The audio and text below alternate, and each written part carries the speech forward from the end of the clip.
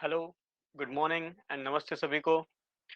शुरू करते हैं आज से एक नया कंसेप्ट जिसमें हम पढ़ेंगे फिजिकल प्रॉपर्टी ऑफ लिक्विड। हालांकि फिजिकल प्रॉपर्टी ऑफ लिक्विड मैं आपको पढ़ा चुका हूँ लास्ट क्लास में। कुछ हमने उसमें प्रॉपर्टीज देखी थी, लाइक एवोपरेशन, है ना। ये सब प्रॉपर्टीज हमने लास्ट क्लास में पढ़ी थी। बट आज हम कुछ और प्रॉपर्टीज और कुछ फिजिकल प्रॉपर्टीज पढ़ने जा रहे हैं जो कि एग्जाम के पॉइंट ऑफ व्यू से वेरी इंपॉर्टेंट है। सिलेबस वगैरह मैं लास्ट क्लास में डिस्कस कर चुका हूँ।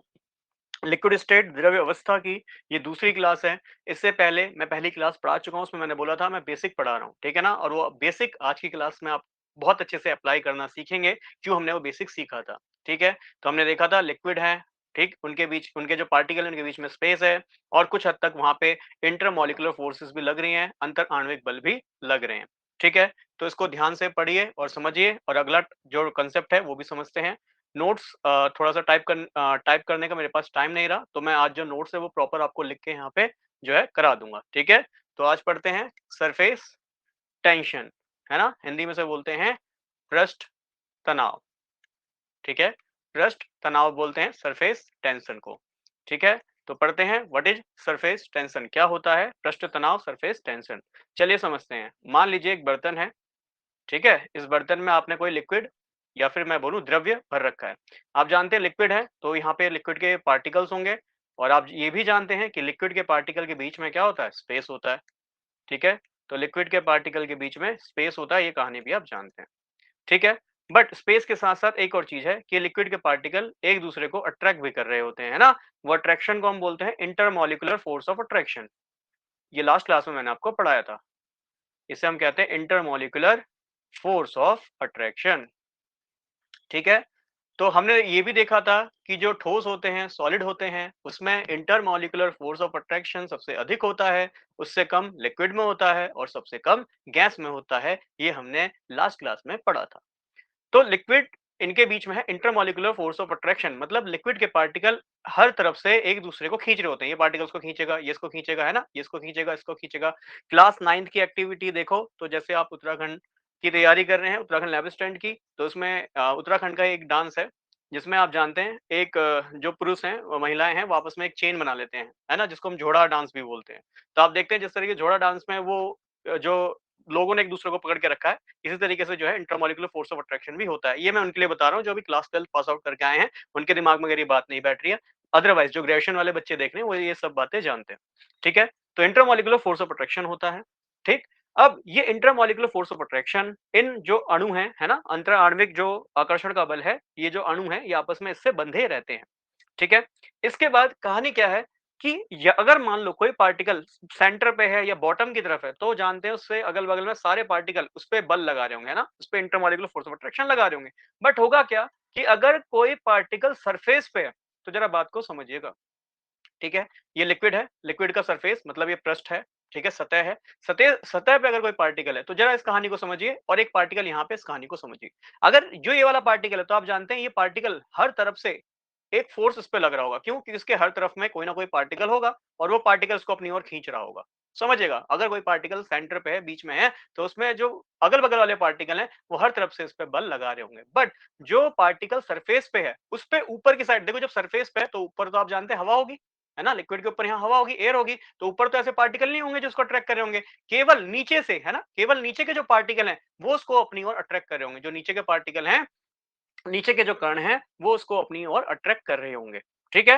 अट्रैक्ट करने से हुआ क्या कि ये पार्टिकल का जो नेट फोर्स लग रहा होगा, नेट जो बल लग रहा होगा, कहां लग रहा होगा? नीचे की ओर। फिर से समझ लो, ये आपका वो पार्टिकल है जो सरफेस पे है, ठीक है। अभी सरफेस पे पार्टिकल है तो उसके ऊपर तो कोई पार्टिकल नहीं होगा, तो दैट मींस जितने भी आकर्षण लग रहा होगा, जितना भी अट्रैक्शन हो रहा होगा, वो नीचे के पार्टिकल्स, नीचे के कणों के द्वारा हो रहा होगा। ये नीचे के कण इसको अपनी ओर खींच रहे होंगे, तो ये पार्टिकल एक नेट फोर्स नीचे की ओर महसूस करेगा, है ना। ये पार्टिकल एक नेट फोर्स नीचे की ओर महसूस करेगा, जितना बल है वो नीचे की ओर महसूस करेगा।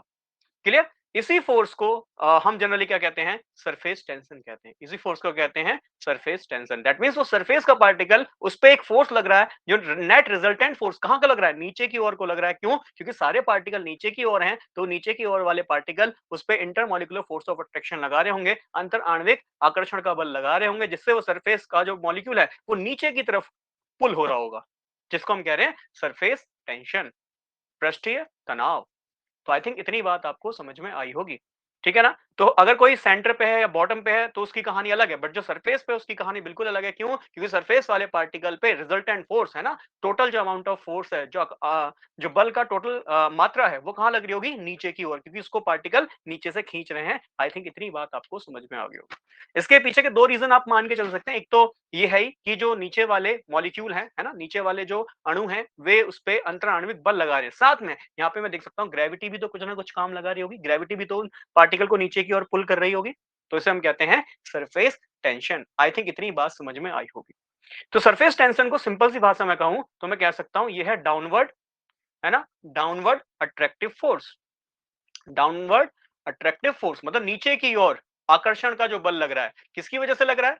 किसकी वजह से लग रहा है? ड्यू टू क्या? इंटर न्यूक्लियर, है ना, मॉलिक्यूल्स, जो अंतः आणविक, है ना, अंतः आणविक जो आपके मॉलिक्यूल हैं, उनकी वजह से ये बल लग रहा है। क्लियर है? तो सरफेस टेंशन की अगर मैं प्रॉपर डेफिनेशन लिख दूं तो क्या लिखूंगा? हमने देखा कि यहाँ पे जो सेंटर पे पार्टिकल है उस पर तो हर तरफ से बल लग रहा है, बट जो सरफेस पे पार्टिकल है वो रिजल्टेंट फोर्स नीचे को लगा रहा है। तो इसी की वजह से मैं कहूंगा जो नीचे की ओर फोर्स लगेगा, इसकी वजह से ये जो पार्टिकल है ऊपर सरफेस पे, ये क्या करेगा? एक इम्बैलेंस सा अपने अंदर देखेगा। क्लियर है? तो फिर मैं कह सकता हूं सिंपल भाषा में कि एन इम्बैलेंस, इम्बैलेंस मतलब जो संतुलित नहीं है, ठीक है, an imbalance force on surface that the liquid surface, that the liquid surface क्या कह सकता हूं? हाँ, is under the tension, is under, क्योंकि भाई आप नीचे की ओर फोर्स लगा रहे हैं, सरफेस टेंशन हो रहा है, तो अंडर द टेंशन, टेंशन का मतलब है नीचे की ओर बल लगना, ठीक है, ठीक है, under the tension due to imbalance force, ठीक है, due to imbalance force is called क्या? Surface tension. ठीक है, तो जो असंतुलित बल जो उस अणु को जो सरफेस पे मौजूद है उसको नीचे की ओर खींच रहा है, उसी को हम क्या कहेंगे? Surface tension. ठीक है, it is called the surface tension. एक मिनट दीजिएगा। चलिए, तो आगे बढ़ते हैं। इसको अगर मैथमेटिकली टर्म में देखूं, ठीक है, मैथमेटिकली अगर लिखना चाहूं तो कैसे लिख सकता हूं कि it is the force per unit length, force per unit length acting perpendicular, है ना, ये परपेंडिकुलर लग रहा है, दैट मींस बिल्कुल नीचे की ओर लग रहा है, परपेंडिकुलर, इसे मैं टेंजेंशियल फोर्स भी कह सकता हूं, perpendicular to the tangential line, to the tangential line drawn on the surface, drawn on the surface of the liquid, है ना। देखो नहीं समझ में आया, बहुत सरल सी बात है। ये है आपका कोई बर्तन, इसके सरफेस का ये लिक्विड पार्टिकल, इस पे जो नीचे की ओर फोर्स लग रहा है, टेंजेंशियल, टेंजेंट का मतलब आप सभी जानते हैं, अगर कोई मान ले व्रत है, इस पे ये फोर्स लग रहा है, तो आप जानते हैं फोर्स जो है इस रेडियस के क्या होगा? टेंजेंशियल होगा, मतलब परपेंडिकुलर होगा। तो वही जो परपेंडिकुलर फोर्स ये मॉलिक्यूल पे लग रहा है, इस अणु पे लग रहा है, जो कि नीचे किसी पार्टिकल की वजह से लग रहा होगा, इसे ही हम क्या कहेंगे? Surface tension. क्लियर? इस सरफेस टेंशन को जनरली गामा से रिप्रेजेंट करते हैं। किससे? गामा से। ठीक है, बाकी कुछ बुक्स में अलग अलग रेफरेंस भी है, ठीक है ना, बट हाँ जनरली इसको गामा से कंसिडर करते हैं। और ये गामा क्या होता है? मैंने बताया tangential force per unit length. तो it is the tangential force per unit length, है ना, कितना टेंजेंशियल बल लग रहा है बट्टे में, कितनी लंबाई है। आई थिंक इतनी बात आपको यहाँ पे क्लियर हुई होगी। अच्छा, इसकी यूनिट पूछूं तो आप जानते हैं फोर्स की यूनिट कितनी होती है? न्यूटन होती है। लेंथ आप जानते हैं मीटर होती है, तो यूनिट क्या बनी? न्यूटन पर मीटर, है ना। तो सरफेस टेंशन की यूनिट क्या बनी? न्यूटन पर मीटर। जैसे फॉर एग्जांपल मैं बोलूं कि सरफेस टेंशन पानी का कितना होता है, तो जल का जो सरफेस टेंशन है ये होता है लगभग 0.728 न्यूटन पर मीटर। तो आप समझ रहे हैं कि अगर कहीं पे भी न्यूटन पर मीटर में कोई टर्म दी है तो समझ जाएगा तुरंत ही सरफेस टेंशन आपको गिवन है। क्लियर है?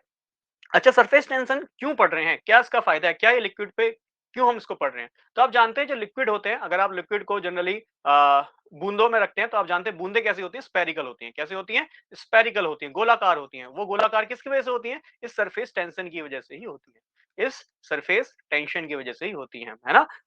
चलिए, अब जरा इस कंसेप्ट को भी समझते हैं। इससे पहले मैं आपको कुछ ना फैक्टर अफेक्टिंग पढ़ा देता हूँ, कौन-कौन से वो कारक हैं जिस पे सरफेस टेंशन डिपेंड करता है। ठीक है ना? Factor affecting surface tension, factor affecting surface tension. ठीक है? कौन-कौन से वो कारक हैं जो सरफेस टेंशन पे प्रभाव डालते हैं। ठीक है ना? तो इसमें सबसे पहला मैं हेडिंग डालना चाहूँगा इंटरन्यूक्लियर फोर्स। चलिए पहले से समझ लेते हैं, या इंटरमॉलिक्यूलर फोर्स कह देता हूँ। Intermolecular forces. तो समझिए, जो सरफेस टेंशन है, एसटी लिख रहा हूँ, ठीक है ना? सरफेस टेंशन है, ये डायरेक्टली प्रोपोर्शनल है, मतलब समान अनुपाती है, ठीक है? It is directly proportional to the intermolecular force. एक मिनट दीजिएगा, हाँ, it is directly proportional to the intermolecular force. ठीक है? डायरेक्टली प्रोपोर्शनल है किसके? इंटरमॉलिक्यूलर फोर्सेस के। ये बात आपको ध्यान में रखनी है। दैट मींस जो आपका पृष्ठीय तनाव है वो समान अनुपाती है अंतर आणविक बल के। बहुत सरल सी बात है। दैट मींस अगर अंतर आणविक बल ज्यादा होगा, अधिक होगा, तो सरफेस टेंशन भी अधिक होगा। ठीक है? और इंटर न्यूक्लियर फोर्स ये मैं ऑलरेडी लास्ट क्लास में पढ़ा चुका हूं। एक बार प्लीज प्रीवियस क्लास को जरूर देखिएगा। उसको आप चाहे तो 2x पे भी लगा के देख सकते हैं, क्योंकि हमने लिक्विड का जस्ट बेसिक वहां पे हमने पढ़ा था। क्लियर है? अब सेकंड पॉइंट, इस पे डायरेक्ट क्वेश्चन पूछे जाते हैं। ठीक है ना? मान लो जैसे फॉर एग्जांपल आपको दे देगा कि आपको दिया है वाटर, है ना? वाटर दिया है और दिया है ईथर। ठीक है? डाइथाइल ईथर दिया, लेट अस से एग्जांपल के तौर पे ले लेते हैं। अब वाटर और ईथर दिया, आपसे कहेगा बताओ वाटर और ईथर में किसका सरफेस टेंशन ज्यादा है? तो हम जानते हैं वाटर, वाटर में इंटरन्यूक्लियर फोर्स ज्यादा होता है, अंतराण्विक बल ज्यादा होता है, क्योंकि वाटर हाइड्रोजन बॉन्डिंग भी बनाता है, जबकि इसमें हाइड्रोजन बॉन्डिंग देखने को नहीं मिलती है। तो इस हाइड्रोजन बॉन्डिंग की वजह से हम देखेंगे वाटर का, जल का इंटरन्यूक्लियर फोर्स ज्यादा है, जिसकी वजह से वाटर का सरफेस टेंशन भी क्या होगा? ज्यादा होगा। आई थिंक इतनी बात आपको समझ में आई होगी। क्लियर है? अब सेकंड पॉइंट, इसे लिख सकते हैं टेम्परेचर। टेम्परेचर का प्रभाव भी देख लेते हैं, इफेक्ट ऑफ टेम्परेचर। ठीक है? तापमान का प्रभाव देख लेते हैं। तो होता क्या है, जो सरफेस टेंशन है ये विसमानुपाती होता है तापमान के। ठीक है? मैं डायरेक्ट डायरेक्ट रिलेशन बता रहा हूं। ठीक है? कंसेप्ट समझाता हुआ चल रहा हूं, समझिएगा। सरफेस टेंशन, जो पृष्ठीय तनाव है, ये विसमानुपाती है तापमान के। ठीक है? ऐसा क्यों होता होगा? तो उसके पीछे का जो बिल्कुल सरल सा रीजन है वे ये है कि जो आप जानते हैं, जैसे जैसे तापमान आप बढ़ाते हैं, लास्ट क्लास में पढ़ाया था, वैसे वैसे आप देखते हैं जो अणु हैं उनकी गतिज ऊर्जा भी बढ़ती है। ठीक है ना? तापमान बढ़ाने पे गतिज ऊर्जा बढ़ती है। गतिज ऊर्जा बढ़ती है तो आपको पता है जो अणु हैं वे मोशन में आने, है ना, गति में आना शुरू कर देंगे। मोशन में आना शुरू कर देंगे, गति में आना शुरू कर देंगे। देखो, तापमान बढ़ाओगे, गतिज ऊर्जा बढ़ेगी, गतिज ऊर्जा बढ़ेगी, जो अणु है वो मोशन में आना, गति में आना शुरू हो जाएंगे। ठीक है? अब जब वो मोशन में आएँगे, तो आपने पढ़ा था लास्ट क्लास में, याद कीजिए कि जब वो मोशन में आएँगे तो वो दूर भागने लगेंगे, है ना? गति करेंगे तो ऑब्वियस बात है एक-दूसरे से दूर भागेंगे। दूर भागेंगे तो जो उनका इंटर न्यूक्लियर फोर्स है, समझिएगा, या इंटर मॉलिक्यूलर फोर्स, जो इनका अंतः आणविक बल है, इंटर मॉलिक्यूलर फोर्स है, वो क्या हो जाएगा? कम हो जाएगा। अरे भई, जब वो दूर-दूर भागेंगे तो ऑब्वियस बात है उनका आकर्षण आपस में कम हो जाएगा, इंटरमॉलिक्यूलर फोर्स कम हो जाएगा। इंटरमॉलिक्यूलर फोर्स कम हो जाएगा तो अभी पढ़ा, इंटरमॉलिक्यूलर फोर्स कम है तो सरफेस टेंशन भी क्या हो जाएगा? कम हो जाएगा। तो देखो, एक पूरा रिलेशन बताऊं तो कैसे होगा? Surface tension is directly proportional to the intermolecular force, intermolecular force, है ना? दोनों का कंक्लूजन लिख देता हूं। और ये इनवर्सली प्रोपोर्शनल होगा तापमान के। दैट मींस सरफेस टेंशन समानुपाती है किसके? अंतःआण्विक बल के। और v समानुपाती है किसके? तापमान के। ये बात समझ में आ रही है? क्यों आ रही है? तो देखो, टेम्परेचर बढ़ा, तापमान बढ़ा, गतिज ऊर्जा बढ़ी, मोशन बढ़ा, गति बढ़ी। गति बढ़ी तो पार्टिकल दूर दूर भागना शुरू हो गए। जब दूर भागेंगे तो उनका आपस में अट्रैक्शन, उनका आपस में आकर्षण कम हो जाएगा, जिसकी वजह से आप देख ही रहे हैं कहानी, है ना? चलिए, तो टेम्परेचर का प्रभाव भी आपको समझ में आया होगा। थर्ड देखें, थर्ड है nature of liquid. Nature of liquid generally यही बन जाएगा, उन दोनों का मिक्सचर मान लो। से ऊपर जो दोनों पॉइंट पड़े हैं उसका मिक्सचर मान लो, कि जो द्रव है उसकी प्रकृति कैसे है, तो द्रव की प्रकृति पे भी डिपेंड करेगा। क्लियर है? तो ये तो मैं बता ही चुका हूँ, सेम कहानी, मतलब पहले और दूसरा पॉइंट का मिक्स पॉइंट बन गया नेचर ऑफ लिक्विड। क्या कि अगर लिक्विड का इंटरमॉलिक्यूलर फोर्स ज्यादा होगा, है ना, ये तो बता ही चुका हूँ, इंटरमॉलिक्यूलर फोर्स ज्यादा होगा तो ऑब्वियस बात है सरफेस टेंशन ज्यादा होगा। तो वही ऊपर और नीचे जो पहला और दूसरा पॉइंट है उसका मिक्स मान लीजिए से, कि भाई नेचर ऑफ लिक्विड मतलब लिक्विड का इंटरमॉलिक्यूलर फोर्स ज्यादा होगा, तो उसका सरफेस टेंशन ज्यादा होगा। इसको एग्जांपल के तौर पे समझते हैं। जैसे जल है, जल के गामा की वैल्यू है, एक मिनट दीजिएगा मैं इसको देख लेता हूँ, मेरे पास बुक रखी है, हाँ। तो जल के गामा की जो वैल्यू है, दैट मीन सरफेस टेंशन की जो वैल्यू है, ये है 0.0728 न्यूटन पर मीटर। ठीक है? इसके बाद इथेनॉल है C2H5OH, इसकी जो वैल्यू है ये है 0.0223 न्यूटन पर मीटर है।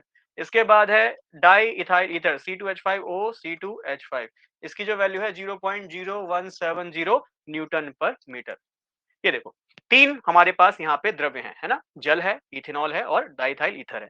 अब सिंपल सी कहानी है भाई, गामा की वैल्यू देखो जिसकी ज्यादा होगी, ऑब्वियस बात है जिसके गामा की वैल्यू ज्यादा होगी उसका भैया inter inter molecular force of attraction भी ज्यादा होगा, ठीक है ना, इंटरमॉलिक्यूलर फोर्स ऑफ अट्रैक्शन भी ज्यादा होगा। ये बात मैंने जस्ट आपको समझाई थी, अंतर आणविक जो आकर्षण का बल है ये अधिक होगा, ठीक है। तो देखो वाटर, इसके गामा की वैल्यू ज्यादा तो इसका इंटरमॉलिक्यूलर फोर्स ऑफ अट्रैक्शन ज्यादा होगा। फिर इसके बाद इथेनॉल देखो उससे कम है और सबसे कम किसका, डाइथाइल ईथर का।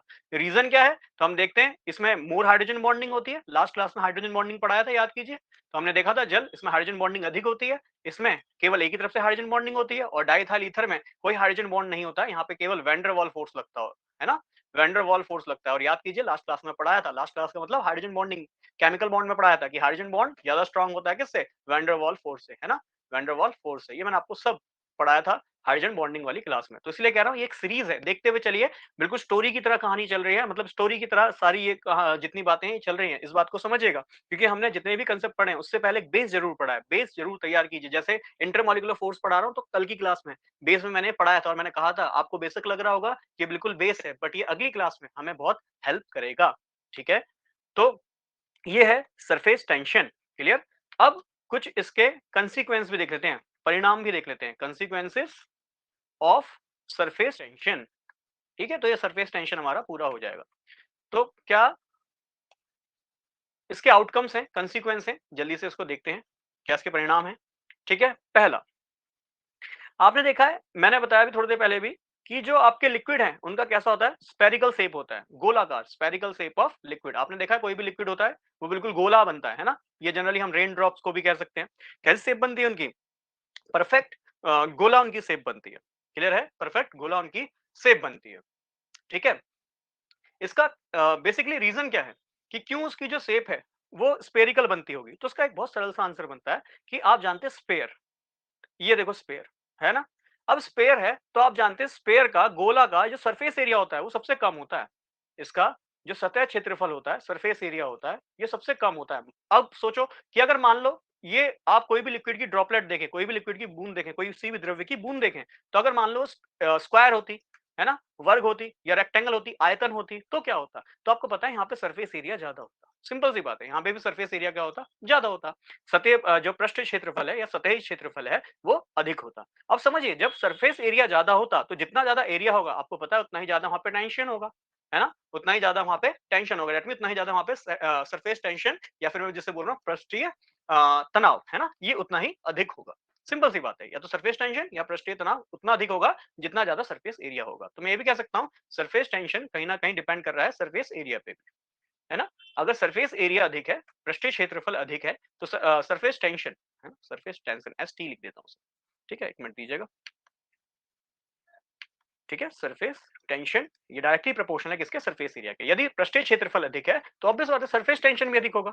तो समझिए अगर जब सरफेस एरिया ज्यादा होगा तो सरफेस टेंशन भी ज्यादा होगा, और आपको पता है सरफेस टेंशन ज्यादा होगा तो भाई ये मॉलिक्यूल जो है उतना ज्यादा स्टेबल नहीं हो पाएगा, है ना, इस अणु की स्टेबिलिटी, स्थिरता उतनी अधिक नहीं हो पाएगी। तो और हर कोई चाहता क्या है कि मैं स्टेबल बनूं, इसीलिए अपने आप को स्टेबल बनाने के लिए जो लिक्विड है वो किस फॉर्म में एग्जिस्ट करने की कोशिश करता है, वो अपने आप को गोलाकार, है ना, स्पेरिकल शेप में बनाने की कोशिश करता है। क्यों, क्योंकि स्पेयर का सरफेस एरिया कम है, तो जिसकी वजह से इस पे सरफेस टेंशन भी क्या लगेगा, कम लगेगा, क्लियर है, जिसकी वजह से नेट जो फोर्स है ये अंदर की ओर लगाने लगाने लगता है, और अंदर की ओर जब ये बल लगेगा तो आप देखेंगे परफेक्ट स्पेयर बन जाएगा। बहुत सरल सी बात है, इसमें कुछ हार्ड है नहीं। बस सोचिए एक बात को कि अगर रेक्टेंगल होता कोई लिक्विड या फिर स्क्वायर होता कोई लिक्विड तो ऑब्वियस बात है उसका सरफेस एरिया ज्यादा होता, सरफेस टेंशन ज्यादा लगता, और हर कोई क्या चाहता है कि अपने आप को ज्यादा स्टेबल बनाओ, है ना, टेंशन कम से कम लो, स्टेबल ज्यादा बनाओ। स्टेबल कब होगा, जब उसका सरफेस एरिया कम हो जाए। सरफेस एरिया किसका कम होता है, सॉलिड का, स्पेयर का कम होता है। अगर स्पेयर का सरफेस एरिया कम होता है तो सिंपल सी बात है उसकी शेप कैसी रहनी चाहिए, किस शेप में वो रहना चाहेगा, तो आप जानते हैं वो स्फेरिकल शेप में रहना चाहेगा। आई थिंक इतनी बात आपको क्लियर हुई, ठीक है। तो आई थिंक इसके जो कंसीक्वेंस है, परिणाम है, ये हमें समझ में आ रहे हैं। एक मिनट दीजिएगा, चलिए आगे बढ़ते हैं। अब होता क्या है, अगर यही जो लिक्विड है इसको आप फर्श पे यदि गिरते हैं, पर आप इस चीज को ऑब्जर्व भी करते हैं कि फर्श पे ना ये ऐसे गोल नहीं दिखाई देता, फर्श पे आने के बाद ऐसे चपटाकार हो जाता है। है ना, ऐसे चपटाकार हो जाता है। इसको आप घर पे भी करके देख लो भाई, वाटर की ड्रॉपलेट को देखिए, हालांकि वो स्पेयर होनी चाहिए, जो ऊपर से गिरती है स्पेयर होनी चाहिए, है ना, बट वो जैसे ही आप किसी सरफेस पे रखते हो, है ना, किसी भी सतह पे रखते हो, तो कैसे हो जाती है, चपटाकार हो जाती है, उसको हम कहते हैं फ्लैटन, फ्लैटन शेप हो जाती है, चपटाकार उनकी शेप हो जाती है। इसके पीछे का क्या कारण होगा, देखो, अगर कोई लिक्विड किसी भी सरफेस पे रखा जा रहा है, तो हमें पता है उस पे एक फैक्टर लग रहा होगा जिसको हम ग्रेविटी कह रहे हैं, गुरुत्वाकर्षण, ग्रेविटी लग रही है ना, वही ग्रेविटी क्या करेगी, इसकी स्फेरिकल शेप को, देखो ये पूरा स्फेयर होना चाहता था, बट क्या करेगा, ग्रेविटी इसको देखो ऐसे ऐसे इधर से इधर से इधर से नीचे की ओर खींचना शुरू कर देगी, और जब ग्रेविटी नीचे की ओर खींचेगी तो उसकी शेप कैसे हो जाएगी, फ्लैटन, चपटाकार, है ना, चपटाकार बन जाएगा, चपटाकार, ठीक है, ट लगा देना, चपटाकार, चपटाकार शेप बन जाएगी, क्यों, क्योंकि due to the gravity. But अगर मान लो कहीं पे मैं ग्रेविटी जीरो कर दूं, ऐसी कंडीशन कर दूं कि ग्रेविटी कितनी कर दूं, ग्रेविटी इज जीरो, अगर ग्रेविटी जीरो कर दी ना, तो बेटा ये फिर से पूरा स्पेयर ही दिखाई देगा, कैसा दिखाई देगा, कंप्लीट स्पेयर। फिर से समझ लो, अगर पूछा जाता है ऐसे क्वेश्चन, जनरली जनरल साइंस में बहुत बार पूछे गए हैं कि बता दो, जो आपका लिक्विड है इसकी तो स्पेरिकल शेप होनी चाहिए सरफेस टेंशन से, बट जैसे ही इसको किसी सरफेस पे रखते हो तो उसकी शेप जो है वो चपटाकार हो जाती है, फ्लैटेंड हो जाती है, क्या कारण है, तो सिंपल सा कारण है क्या, ग्रेविटी, ग्रेविटी इसको फैला देता है ना, मैंने बताया ना भाई ये गोल होगा, बट ग्रेविटी इसको नीचे की ओर खींचेगा तो चपटाकार बच जाएगा। बट इसको जीरो ग्रेविटी में रख के देखो, जैसे उस द्रव्य को, लिक्विड को आप जीरो ग्रेविटी में रखोगे, है ना, जहां पे कोई ग्रेविटी नहीं है, ग्रेविटी का मान शून्य है, तो आप देखोगे वहां पे जो आपका लिक्विड है ना, द्रव्य है, वो पूरा गोलाकार होगा, स्पेयर होगा। ये बहुत सरल सी बात है, क्लियर है।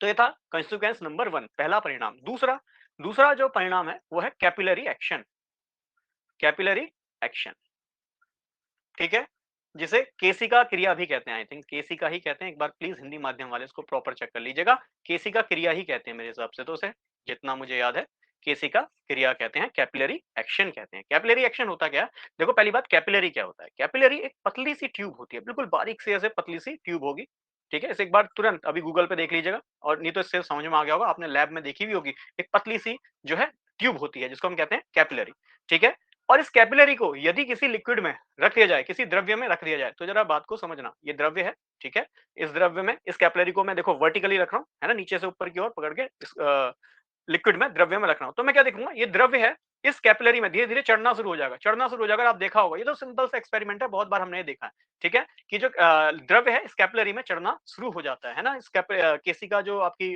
ट्यूब है इसमें चढ़ना शुरू हो जाएगा, और आपको दिखेगा एक टाइम बाद ये चढ़ेगा चढ़ेगा चढ़ेगा और फिर स्टॉप हो जाएगा, मतलब ये उससे ऊपर नहीं चढ़ पाएगा। अब ये चढ़ने का क्या कारण है, तो इस चढ़ने का कारण ये सरफेस टेंशन ही है, ठीक है, ये चढ़ने का कारण क्या है, सरफेस टेंशन ही है, ठीक है, it is the surface tension. तो कैपिलरी एक्शन का एक कारण क्या हो सकता है, जो है सरफेस टेंशन हो सकता है, ये बात आपको ध्यान में रखना है। क्या होता है, जो सरफेस टेंशन है वो नीचे की जगह, जैसे आप कैपिलरी डालते हो तो फोर्स कहाँ लगाना पड़ता है, ऊपर की ओर लगाने पड़ता है, देखो ये कोई लिक्विड है, ये कोई लिक्विड है, ये कोई लिक्विड है, ये कोई लिक्विड है, सरफेस टेंशन की वजह से क्या करेगा, ये लिक्विड नीचे की फोर्स को कहाँ कर देगा, अपवर्ड को, ऊपर की ओर जो है उसको अप्लाई करवा देगा। इसके पीछे का रीजन आप अगर फिजिक्स में थोड़ा समझना चाहें तो इसके पीछे का रीजन कहीं ना कहीं बायंसी भी है। बायंसी आप जानते हैं कि भाई अगर किसी चीज को नीचे फोर्स लगाया जाए तो वो मॉलिक्यूल क्या करेगा, उस लिक्विड पे ऊपर की ओर फोर्स लगाएगा, जिसकी वजह से लिक्विड जो है इस कैपिलरी ट्यूब में चढ़ना शुरू हो जाएगा, और आप देखेंगे धीरे धीरे वो चढ़कर एक पॉइंट पे आके रुक जाएगा, इसे हम कहते हैं कैपिलरी एक्शन।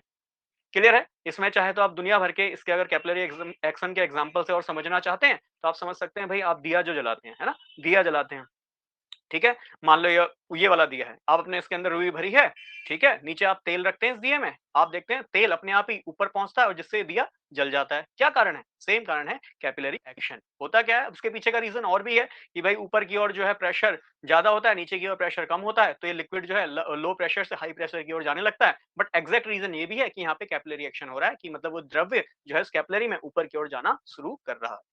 क्लियर है, क्लियर है। इसके अलावा और भी एग्जाम्पल देख सकते हो आपने, एक एग्जाम्पल बहुत सरल सा किया हुआ है कि मान लीजिए एक बॉटलिंग आपके पास कोई पेपर है, बॉटलिंग पेपर है, इस बॉटलिंग पेपर में आप इंक को रखते हैं, तो आप देखते हैं इंक धीरे धीरे देखो फैलने लगता है ऐसे, है ना, फैलने लगता है ऐसे, तो उसका विस्तार होने लगता है, तो और अलग अलग जो कलर है इंक के वो आपको दिखाई देते हैं, है ना, तो वो अलग अलग कलर किसकी वजह से दिखाई देते हैं, सेम कैपिलरी एक्शन की वजह से, ठीक है, कैपिलरी एक्शन की वजह से वो आपको दिखाई देता है। तो आई थिंक इन उदाहरणों से आपको समझ में आया होगा कैपिलरी एक्शन क्या है और उसके पीछे का कारण क्या है, सरफेस टेंशन, ठीक है। तो ये था हमारा सरफेस टेंशन जो आपको क्लियर हो गया होगा। इसके अलावा अगला कंसेप्ट या अगली प्रॉपर्टी जो आपको पढ़ाता हूं, जल्दी से इसको लेके चलता हूं, इट इज कॉल्ड विस्कोसिटी, ठीक है।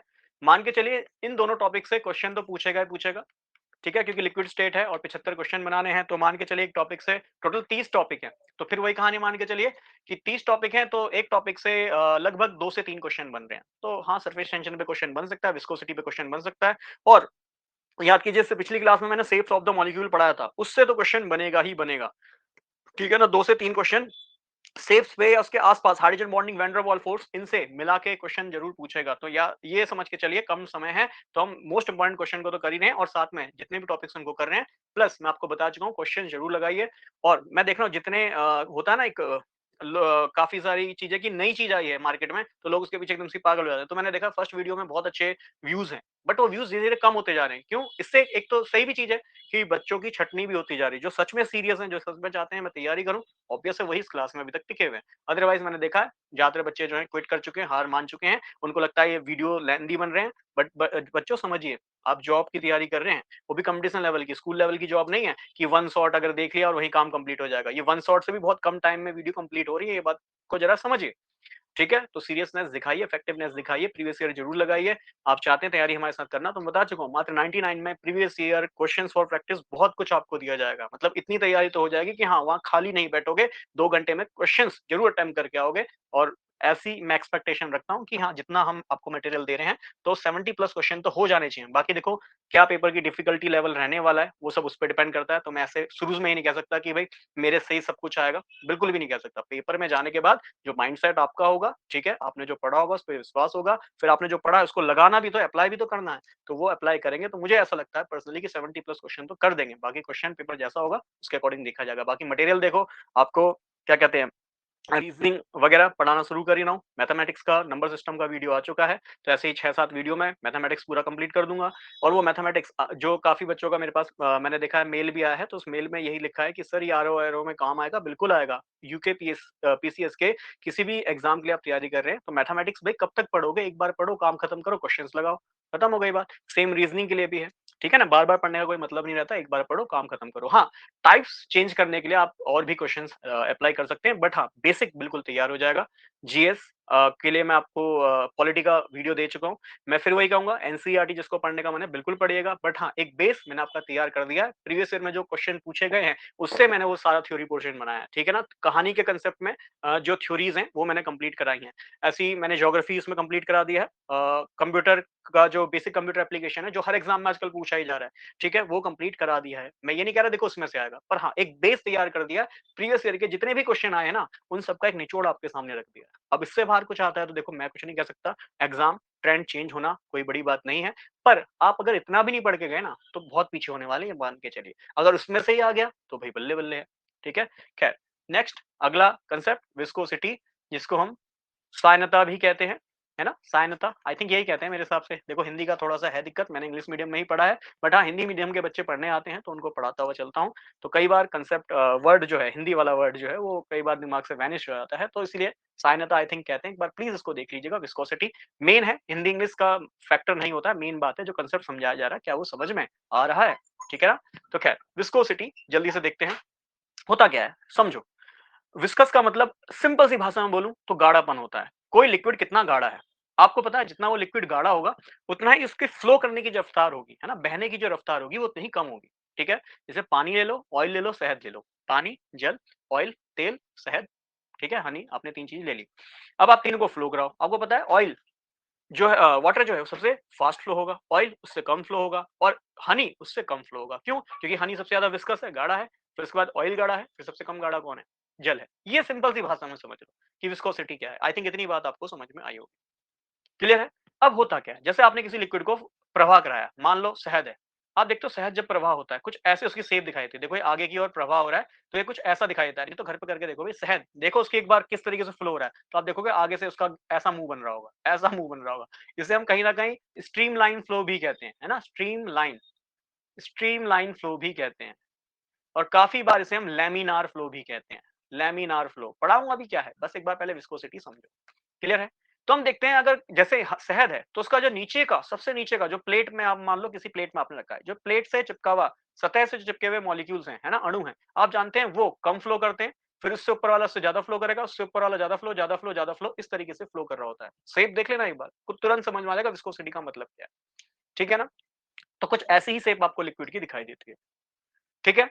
तो विस्कोसिटी का मतलब क्या है कि भाई जब कोई लिक्विड को आप फ्लो करा रहे हैं, तो उसके इंटरनल जो लेयर बन रही है, भाई लेयर बाय पहली बात लिक्विड जो फ्लो होता है वो लेयर में होता है, ये बात तो पता होनी चाहिए। लिक्विड फ्लो होता है हमेशा लेयर में, इसी लेयर वाले फ्लो को हम लेमिनार फ्लो कहते हैं। ये बात समझ में आ रही होगी। स्ट्रीमलाइन फ्लो का मतलब ये है, ये जो शेप होती है ना ऐसे वाली, इसको हम स्ट्रीमलाइन फ्लो कहते हैं। लेमिनार का मतलब लेयर में, लेमिनार का मतलब ये लेयर में फ्लो कर रहा होगा। कोई भी लिक्विड लेयर्स में फ्लो करता है, इसीलिए इस लेयर की वजह से देखो ये लिक्विड पीछे की ओर दिखाई दे रहा है, ये देखो शेप आगे की ओर दिखाई दे रही है, इसी को हम स्ट्रीमलाइन शेप कहते हैं। तो स्ट्रीमलाइन शेप बना रहा है, क्यों? क्योंकि ऑब्वियस बात है भाई, ये लेयर किसी और स्पीड से फ्लो कर रही होगी, ऊपर वाली किसी और स्पीड से, ऊपर वाली और स्पीड से, मतलब ये कहना चाह रहा हूँ कि नीचे वाली जो लेयर है वो सबसे कम स्पीड से फ्लो कर रही है, इसलिए पीछे की ओर है। ऊपर वाली देखो और स्पीड से कर रही है, थोड़ी आगे है, उससे ऊपर वाली और स्पीड से फ्लो कर रही है, सेम आगे, सेम आगे, आगे, आप देखे जा रहे हो, है ना?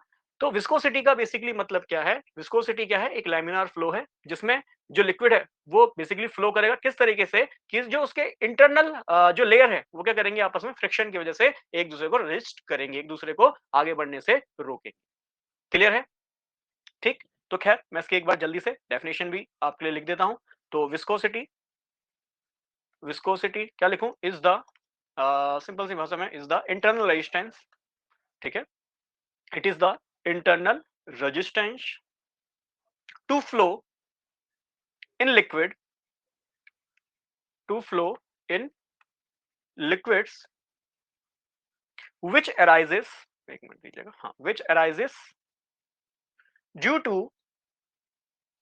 due to the internal friction, due to the internal friction between the layers of liquid, between the layers of liquid, ठीक है ना? इंटरनल फोर्स हो गया, ठीक है, फ्रिक्शन की वजह से हुआ इंटरनल लेयर ऑफ लिक्विड में, ठीक है? as they slip as they slip past one another, ठीक है, while liquid flow, हाँ ये लिख सकता हूं, while liquid flow, ठीक है? तो सिंपल सी बात है, विस्कोसिटी है क्या? ये इंटरनल रेजिस्टेंस है, मतलब ऑब्वियस बात है जब ये लेयर एक के ऊपर एक फ्लो कर रही है तो कहीं ना कहीं इसका इंटरनल रेजिस्टेंस लग रहा है ना? जिसकी वजह से वो आगे वाले मॉलिक्यूल, मतलब नीचे वाली सतह है, वो ऊपर वाली सतह को क्या कर रही है? रोकने की कोशिश कर रही है, बट उसकी स्पीड ऑब्वियस बात है फ्लो होगा, मैंने बताया इसको हम लैमिनार फ्लो कहेंगे, ठीक है? होगा किसकी वजह से? इंटरनल फ्रिक्शन, जो आंतरिक घर्षण है, इसकी वजह से देखने को मिलेगा, ठीक है? किसकी वजह से? लेयर ऑफ द लिक्विड में बता ही चुका हूं, एज दे स्लिप, मतलब स्लिप कर रहा है एक के ऊपर दूसरा लिक्विड का लेयर। क्लियर है? इसके पीछे का, विस्कोसिटी के पीछे का कारण क्या है? सेम, क्या है? Strong intermolecular force of attraction. इसीलिए लास्ट क्लास में आपको लग रहा होगा ये तो बिल्कुल ही बेस पढ़ा है, इतना बेस कैसे पढ़े, है ना? इतना छोटा बेस, ये तो बिल्कुल छोटा बेस है, क्लास 9 10 का बेस है। तो भैया वो समझना जरूरी है, क्योंकि हमें बार बार इस पूरे ही टॉपिक में यही पढ़ना है कि इंटरमॉलिक्यूलर फोर्स कैसे इफेक्ट करती है इन चीजों को, ठीक है? तो स्ट्रॉन्ग इंटरमॉलिक्यूलर फोर्सेस बिटवीन, है ना? क्या है? स्ट्रॉन्ग इंटरमॉलिक्यूलर फोर्सेस है बिटवीन मॉलिक्यूल्स, ठीक? होल्ड देम, होल्ड देम, क्या कहूंगा से? Hold them together, hold them together strongly, ठीक है? बहुत सरल सी बात है। मतलब क्या है? देखो ऐसा क्यों होता है, विस्कोसिटी क्यों होती होगी? तो भाई सिंपल सी बात है, अगर आपका लिक्विड फ्लो कर रहा है, ठीक है, इसका ये लैमिनार फ्लो है, आप जानते हैं लेयर्स हैं, है ना? ये लेयर्स हैं, ठीक है? होगा क्या भाई? ऑब्वियस बात है, ये लिक्विड, ऑब्वियस बात है इसका भी तो इंटरमॉलिक्यूलर फोर्स होगा, मतलब इसके पार्टिकल आपस में एक दूसरे को खींच रहे होंगे। बट जब आप इसको एक्सटर्नल फोर्स दे रहे हो, इसी की वजह से लिक्विड फ्लो कर रहा है। भाई कोई चीज फ्लो कब करेगी? जब उस पर कोई एक्सटर्नल फोर्स आप लगा रहे हो। अगर मान लो किसी लिक्विड को आपने एक बर्तन में भर दिया, शहद है, उसको एक जार में भर दिया, क्या वो फ्लो कर रहा है? नहीं कर रहा है। क्यों? क्योंकि आपने एक उस पर बाउंड्री लगा दी है। बट जैसे ही आप बाउंड्री हटाएंगे, तो आप जानते हैं बाउंड्री हटाते ही लिक्विड क्या करेगा? फ्लो करेगा। बाउंड्री हटाते ही लिक्विड करेगा फ्लो। और बाउंड्री हटाते ही अगर ये लिक्विड फ्लो करेगा, तो आपको पता है फ्लो करेगा तो उस पर एक एक्सटर्नल आप क्या लगा रहे हैं? फोर्स लगा रहे हैं। और इंटरनल फोर्स क्या करेगा? इसको आगे जाने से रोकेगा। क्यों? क्योंकि जो मॉलिक्यूल्स हैं, अणु हैं, उनके बीच में क्या है? इंटरमॉलिक्यूलर फोर्स ऑफ अट्रैक्शन है। अणुओं के बीच में इंटरमॉलिक्यूलर फोर्स ऑफ अट्रैक्शन है। तो अणु क्या करेंगे? आगे जाने से रोकेंगे, और जो फ्लो है उसको आगे की ओर ले जा रहा होगा, बट अणु आगे जाने से रोक रहे होंगे। क्यों? क्योंकि अणु एक दूसरे को आकर्षित करते हैं, इंटरमॉलिक्यूलर फोर्स ऑफ अट्रैक्शन लग रहा है। तो समझ में आ रहा होगा, दो अपोजिंग फोर्स काम कर रही है, एक तो जो उसको आगे की ओर फ्लो कराना चाह रहा है, और दूसरा ये जो अणु है इनके बीच का अंतः आणविक बल, ये इसको आगे बढ़ने से रोक रहा होगा। तो समझ में आ रहा है ये रेजिस्टेंस कैसा है ना? कैसा रेजिस्टेंस है? ये मॉलिक्यूल के बीच का रेजिस्टेंस है। आई थिंक इतनी बात आपको क्लियर हुई होगी। ठीक है, अब तो हमें समझ में क्या आया, मेन बातों को लिखता हुआ चलता हूं कि भाई यहाँ पे जो लिक्विड है ना उनके बीच में लेयरिंग है। क्या है? Layering of liquid. लिक्विड के बीच में क्या है? लेयरिंग है। ठीक है, इसको आप समझिए, जैसे फॉर एग्जांपल मैं ले लेता हूं शहद है, इसको मैंने किसी प्लेट पे रख दिया। ठीक है ना, एग्जांपल के तौर पे ले लो, शहद है, मैंने इसे किसी प्लेट पे रख दिया। ठीक है, तो होगा क्या? सेम कहानी, मैंने बताया ये प्लेट है, मान लीजिए प्लेट है, उसमें शहद रख दिया। अब ये शहद रख दिया तो अभी अपनी ये एक स्थित पोजीशन में है ना, कांस्टेंट पोजीशन पे, जितना ये फैलना था फैल गया। बट इससे और आगे फैलना है तो आप क्या करोगे? इसको एक फोर्स दोगे आगे की ओर, मतलब प्लेट को हल्का सा तिरछा कर दोगे। तिरछा करोगे तो आपको पता है भाई ये जो शहद है ये क्या है? विस्कस है। क्यों? ये बहुत ज्यादा विस्कस है। क्यों? क्योंकि इसका स्ट्रॉन्ग इंटरमोलिकुलर फोर्स है ना, नहीं तो ये पानी की तरह बह जाता है आराम से। बट इसका स्ट्रॉन्ग इंटरमोलिकुलर फोर्स है, अंतर आणविक बल बहुत ही प्रबल है इसका, है ना, बहुत ही अधिक है, बहुत ही प्रबल है। तो ये इस लिक्विड को आगे फ्लो होने से रोकेगा। वही रेजिस्टेंस को हम क्या कह रहे हैं? विस्कोसिटी बेसिकली कह रहे हैं। क्लियर है? अब कहानी क्या है, देखो, ये एक पहली लेयर है। ठीक है, ये मान लो दूसरी लेयर है, ये एक तीसरी लेयर है। ठीक है, ये चौथी लेयर है, ये पांचवी लेयर है। मतलब ये शहद मान लो, ये शहद है। ठीक है, ये इसका स्ट्रीमलाइन फ्लो हो रहा है। अब जरा समझिएगा, पहली लेयर है, ये दूसरी लेयर है। अब पहली लेयर जो है, पहली बात, वो एक तो स्ट्रॉन्ग मॉलिक्यूलर फोर्स बना चुकी है उस प्लेट के साथ जिस प्लेट में आपने रखा है। आप जानते हैं प्लेट को, शहद को प्लेट में रखेंगे तो शहद जो है उस प्लेट पे, उसका जो कुछ पोर्शन जो है प्लेट पे चिपका ही रहता है। क्यों? क्योंकि कहीं ना कहीं इंटरमॉलिक्यूलर फोर्स लग गया। शहद ने क्या कर लिया? अपने इंटरमॉलिक्यूलर मतलब अपने मॉलिक्यूल से उस प्लेट के मॉलिक्यूल को जो है आपस में पकड़ लिया। दैट मींस वहां पे फोर्स ऑफ अट्रैक्शन लगा होगा। तो हमें पता है जो सबसे नीचे वाले जो मॉलिक्यूल होंगे उसका फोर्स ऑफ अट्रैक्शन ऊपर वाले मॉलिक्यूल के साथ तो लग ही रहा होगा, साथ में प्लेट के साथ भी लग रहा होगा। फिर जब फर्स्ट लेयर को देखूंगा तो फर्स्ट लेयर ऑब्वियस बात है इस लेयर के ऊपर है, तो इसमें प्लेट के साथ तो कोई इंटरमॉलिक्यूलर फोर्स नहीं लग रहा। बस ये जो इंटरमॉलिक्यूलर फोर्स है ये मतलब नीचे वाले हनी की लेयर और ऊपर वाले हनी की लेयर के बीच में। तो ऑब्वियस बात है जो ऊपर वाली लेयर है ये थोड़ा फास्ट आगे की ओर भागेगी, फिर उससे ऊपर वाली लेयर और फास्ट भागेगी, उससे ऊपर वाली और फास्ट, उससे ऊपर वाली और फास्ट, जिसकी वजह से देखो शेप कैसे दिखाई दे रही है? ऐसे दिखाई दे रही है ना। दैट मींस नीचे वाली लेयर कम फास्ट मूव कर रही है, उससे ऊपर वाली और फास्ट, उससे ऊपर वाली और फास्ट, सेम देखो और फास्ट, ये देखो, ये देखो, ये देखो। तो आपको सेफ समझ में आ रहा होगा किस तरीके से ये लिक्विड जो है लैमिनार फ्लो कर रहा है। क्लियर है बात? तो हमें क्या समझ में आया कि जो पहली लेयर है वो कुछ स्टेशनरी होगा। स्टेशनरी मतलब रुका हुआ, स्टेशनरी मतलब रुका हुआ। ये सेकंड लेयर क्या होगी? सम फास्ट, मैं कह सकता हूं क्वाइट फास्ट, है ना। ये हो जाएगा और फास्ट, इससे ऊपर वाली और फास्टर। तो ये बात समझ में आ रही होगी किस तरीके से लेयर बाय लेयर जो है लिक्विड दौड़ता है ना, फ्लो करता है। क्लियर है बात? चलिए, तो इसमें कुछ मेन बातें आप ध्यान में रखेंगे। मैं इस बात को चाहे तो लिख भी देता हूं कि द डिफरेंट लेयर, है ना, इसको नोट्स के तौर पे लिख भी देता हूं। The different layers in a liquid, ठीक है, ये मैंने अपने प्रॉपर एक नोट में भी मेन पॉइंट लिखा है, तो मैं उसको, मेरे को याद आया है तो मैं इसको यहाँ भी लिख देता हूँ। The different layer in a liquid, ठीक है, move over one another, move over one another with different speeds, है ना, अलग अलग स्पीड से वो दौड़ रहे हैं, with different speeds in the direction, अलग अलग स्पीड से दौड़ रहे हैं इन द डायरेक्शन, हाँ, in the direction of of the flow of liquid, मतलब जिस डायरेक्शन में लिक्विड फ्लो हो रहा है उसमें वो अलग अलग जो है स्पीड से, अलग अलग वेग से चल रहे हैं या दौड़ रहे हैं। ठीक है ना, तो हमने देखा सबसे नीचे वाली लेयर स्टेशनरी है। क्यों? मैंने उसका रीजन दिया सेम, उससे ऊपर वाली कुछ फास्ट है, उससे ऊपर वाली और फास्ट है, और सबसे ऊपर वाली और फास्टर है ना। Direction of the flow of the liquid, direction of the flow of the liquid. I think ये बात आपको क्लियर हुई होगी। ठीक है, चलिए, इस फ्लो को बताइए क्या कहते हैं। इस फ्लो को मैंने बताया, इसको हम कहते हैं लेमिनार फ्लो। कैसा कहते हैं? Laminar flow. ठीक है, हिंदी के लिए अगर मैं बोलूं तो लेमिनार ही कहते हैं आई थिंक, या पटलीय ऐसा कुछ कहते हैं, पटलीय प्रवाह, है ना, पटलीय प्रवाह, लेमिनार फ्लो आई थिंक। एक बार प्लीज क्रॉस चेक कर लीजिएगा। ठीक है, लेमिनार फ्लो इंग्लिश में कहते हैं। लेमिनार फ्लो का मतलब मैं आपको बता ही चुका हूं। ठीक है ना, तो इसको लिख देता हूं, the type of flow, the type of flow in which, है ना, मतलब वो फ्लो जिसमें जो है लिक्विड लेयर बाय लेयर जो है मूव कर रहा है, इसे हम कहते हैं लेमिनार फ्लो, है ना। तो the type of flow in which there is there is regular gradation, regular gradation of velocity, है ना, ये वर्ड अच्छा रहेगा, gradation of velocity, gradation of velocity. ठीक है, in passing, layer by layer कह सकता हूं, इन पासिंग, हाँ, लेयर बाय लेयर कह देता हूं, layer by layer, in passing layer by layer. ठीक है, तो अब ये ग्रेडेशन ऑफ वेलोसिटी का मतलब क्या है? ग्रेडेशन ऑफ वेलोसिटी का मतलब ये होता है चेंज इन वेलोसिटी। ग्रेडेशन का मतलब ये है चेंज इन वेलोसिटी। अरे चेंज इन वेलोसिटी इसका मतलब क्या है? चेंज इन वेलोसिटी का मतलब है वेग में बार-बार परिवर्तन होना। कैसे होना मैं आपको बता ही चुका हूँ। सबसे नीचे वाली जो लेयर है उसकी वेलोसिटी कम, उससे ऊपर वाले की और ज्यादा और ज्यादा और ज्यादा और ज्यादा। तो हमने देखा है लैमिनार फ्लो का मतलब क्या है? किस तरीके से वेलोसिटी में चेंज हो रहा है जब आपकी जो layer by layer of liquid flow हो रही है, जिसको हम लैमिनार फ्लो कह रहे हैं। क्लियर है? चलिए, इसके लिए एक डेरिवेशन भी है, जल्दी से उस डेरिवेशन को देख लेते हैं। मैं इसमें देखो ज़्यादा डीप में नहीं जा रहा, बट हाँ, मेन बातें समझ लो, क्योंकि डेरिवेशन वगैरह देखो हमारे एग्जाम में तो नहीं आनी, हमें तो बेसिक फॉर्मूला याद होना चाहिए। पर एक बार जल्दी से डेरिवेशन बता देता हूँ, कैसे उसको हम याद रखेंगे। तो मान लीजिए कोई लिक्विड है, देखो और ये लिक्विड की लेयर है ना? ये लिक्विड है और इस लिक्विड की लेयर्स हैं, ठीक है? तो मैंने बताया जो सबसे वाला कम नीचे वाला लिक्विड होगा, इसका फ्लो स्पीड सबसे कम होगी, ठीक है? और इससे ऊपर वाले की स्पीड थोड़ी ज़्यादा होगी, इससे ऊपर वाले की स्पीड और ज़्यादा होगी। बात को समझिएगा। अब ये लेयर है, ये लेयर है, इन लेयर के बीच की दूरी इसको मैं मान लेता हूँ x, है ना? पर ये दूरी बहुत कम है तो उसको मैं dx लिखता हूँ, ये हम मैथमेटिक्स में जानते भी हैं, ठीक है? और बातों को समझिए, मैं कह रहा हूँ लेट अस से ये जो बीच वाली लेयर है इसकी वेलोसिटी अगर v है, तो मैंने बताया ना नीचे वाली किससे कम होगी, तो ये हो जाएगा v माइनस dv, कुछ कम होगी। ऊपर वाले की कुछ ज्यादा होगी तो मैं इसको लिख सकता हूँ v प्लस dv। देखो बहुत सरल बात है, अगर बीच वाली लेयर है उसकी वेलोसिटी v मान रहा हूँ, तो मैंने बताया उससे नीचे वाले की लेयर जो है उसकी वेलोसिटी कुछ कम होगी और उससे ऊपर वाले की और भी ज्यादा होगी। आई थिंक इतनी बात आपको यहाँ समझ में आई होगी। क्लियर है?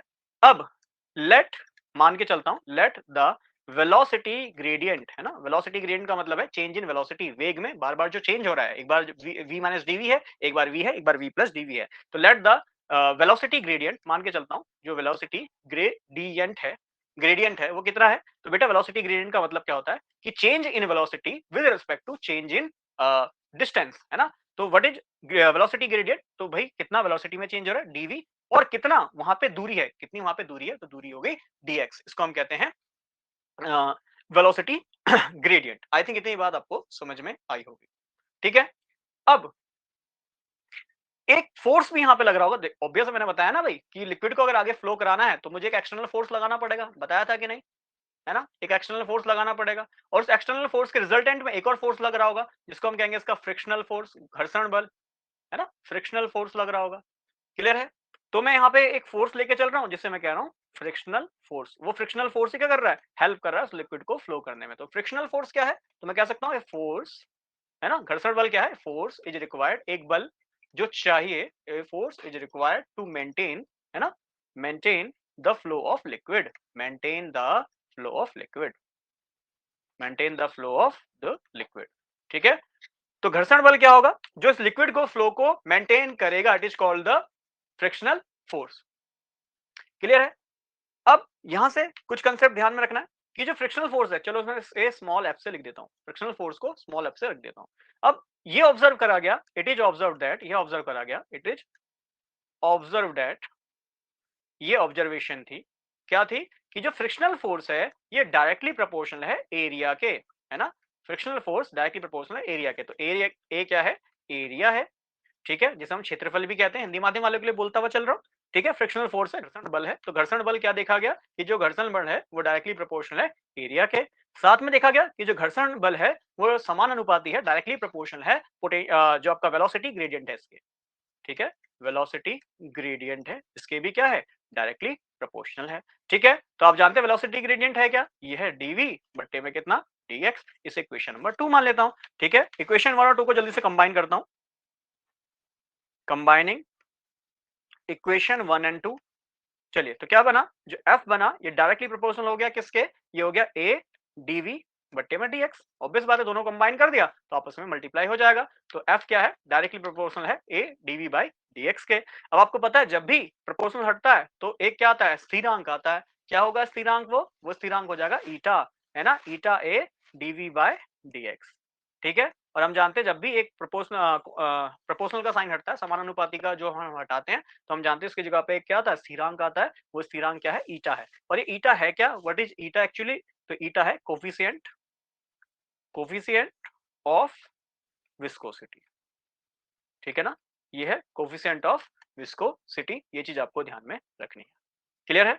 अब इसके अलावा देखो यूनिट निकालते हैं, चलो विस्कोसिटी की यूनिट निकालते हैं। तो ईटा को मैं धर रहने देता हूं, बाकी सारी टर्म को धर ले आता हूं। तो ईटा बराबर कितना आएगा? जल्दी से बोलना। ये आ जाएगा एफ, ठीक है? एफ बट्टे में कितना आ जाएगा? ए, यहाँ मल्टीप्लाई में इक्वल टू की तरफ भेजोगे डिवाइड में आ जाएगा। और ये dv बाई dx है, इक्वल टू इधर भेजोगे तो ये आ जाएगा dx बट्टे dv। आई थिंक इतनी बात क्लियर हो गई होगी। तो ये हमारा ईटा है ना, वेलोसिटी विस्कोसिटी जो कोफिशिएंट है या कोफिशिएंट ऑफ विस्कोसिटी है, ये कितना हो जाएगा, eta equal to F by A into में dx बाय dv।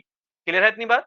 अब यहाँ पे मैं वैल्यू रखता हूँ। सबसे पहली बात मैं आपको बताता हूँ कि जो ये वैल्यूज निकाली जाती है विस्कोसिटी की, ये निकाली जाती है सीजीएस में, है ना, बहुत स्मॉल अमाउंट में है, इसलिए हम सीजीएस में इसको निकालते हैं, सेंटीग्राम ग्राम सेकंड वाली यूनिट में निकालते हैं। ठीक है। अच्छा, कोई मुझे बताएगा कि 1 न्यूटन, है ना, न्यूटन तो जनरली हम किसी भी टर्म में ले लेते हैं, बट 1 न्यूटन में कितना डाइन्स होते हैं? क्योंकि सीजीएस में आप जानते हैं जो ये फोर्स होता है, बल होता है, इसकी जो इकाई होती है वो डाइन्स होती है। कोई मुझे बताएगा 1 न्यूटन में कितना डाइन होता है? कमेंट में इसको जरूर लिखेगा, 1 न्यूटन में कितना डाइन होता है। ठीक है। अच्छा, यहाँ से विस्कोसिटी कोफिशिएंट देखो, ईटा इक्वल टू कितना है, F by A dx by dv है। क्लियर है? तो यहाँ से ईटा, एफ फोर्स है, फोर्स मैंने बताया अभी किसमें लिखूंगा, डाइन्स में लिखूंगा। ठीक है। अपॉन में एरिया, हम सभी जानते हैं एरिया, ऑलरेडी पढ़ा चुका हूं, क्या होता है, 2 डायमेंशनल, 2 बीमाओं वाला, मतलब मीटर इंटू मीटर, बट हम पढ़ रहे हैं सीजीएस में, तो सीजीएस में मीटर की जगह सेंटीमीटर रख दूंगा। ठीक है। एक्स क्या है, लेंथ, लेंथ हम सभी जानते हैं सेंटीमीटर में निकलेगा, क्योंकि स्मॉल हम एरियाज के लिए इसको निकाल रहे हैं, और बट्टे में डीवी, वेलोसिटी, वेग क्या होता है, वेग होता है मीटर पर सेकंड, बट मैं आपको ये बात बोल रहा हूँ, हम सीजीएस में निकाल रहे हैं सेंटीग्राम ग्राम सेकंड में, क्योंकि हम स्मॉल अमाउंट की बात कर रहे हैं। ठीक है ना। तो ये इसको सॉल्व करिए, कितना बना, सेंटीमीटर सेंटीमीटर कट गया, तो ये बन गया ईटा की क्या यूनिट आई, देखो क्या इकाई आई, ये आ जाएगा डाइंस, है ना, डाइंस, सेंटीमीटर सेंटीमीटर कट गया, सेंटीमीटर का इनवर्स ऊपर चला गया तो हो जाएगा सेंटीमीटर इनवर्स स्क्वायर, है ना, और हो जाएगा साथ में सेकंड है, बट्टे डिवाइड में ऊपर जाएगा तो मल्टीप्लाई में हो जाएगा, तो इसकी यूनिट बन जाएगी। या फिर आप सिंपली इसको ऐसे भी लिख दो कि डाइन सेकंड पर सेंटीमीटर स्क्वायर, ऐसे भी लिख सकते हो, एक ही बात है। यूनिट कई बार पूछ ली जाती है, बट हाँ, मुझे लगता है कि आपके एग्जाम में यूनिट के अलावा इसमें न्यूमेरिकल पूछ सकता है, सब कुछ गिवन होगा, मेन बात वही है, फॉर्मूला आपको पता होना चाहिए, यूनिट आपको पता होनी चाहिए। क्लियर है? तो ये डाइन सेकंड पर सेंटीमीटर स्क्वायर को एक पाउस भी कह देते हैं, क्या कहते हैं, एक पाउस, POISE, एक पॉइस कह देते हैं। ठीक है। और ये जो पॉइस है आपको पता होगा, जो इनके विस्कोसिटी का बारे में जिसने अच्छे से डिफाइन किया था, लुइस आई थिंक पॉजिविली, उनका नाम ये था, लुइस पॉजिविली। तो आई थिंक इन्होंने जो है, हाँ, इन्हीं का नाम था, लुइस पॉजिविली था। ठीक है। एक बार देख लीजिएगा, लुइस पॉइजविली है मेरे हिसाब से। तो एक पॉइस जनरली उन्होंने उनके नेम पे ही इसकी जो है यूनिट डाइन सेकंड पर सेंटीमीटर स्क्वायर, इसको जनरली कितना माना गया, इसको 1 पॉइस ही माना गया। ये चीज आपको ध्यान में रखना। तो विस्कोसिटी की यूनिट क्या बनती है, ठीक है ना, विस्कोसिटी की यूनिट बनती है पॉइस। ठीक है, पॉइस भी इसकी एक यूनिट होती है। क्लियर है?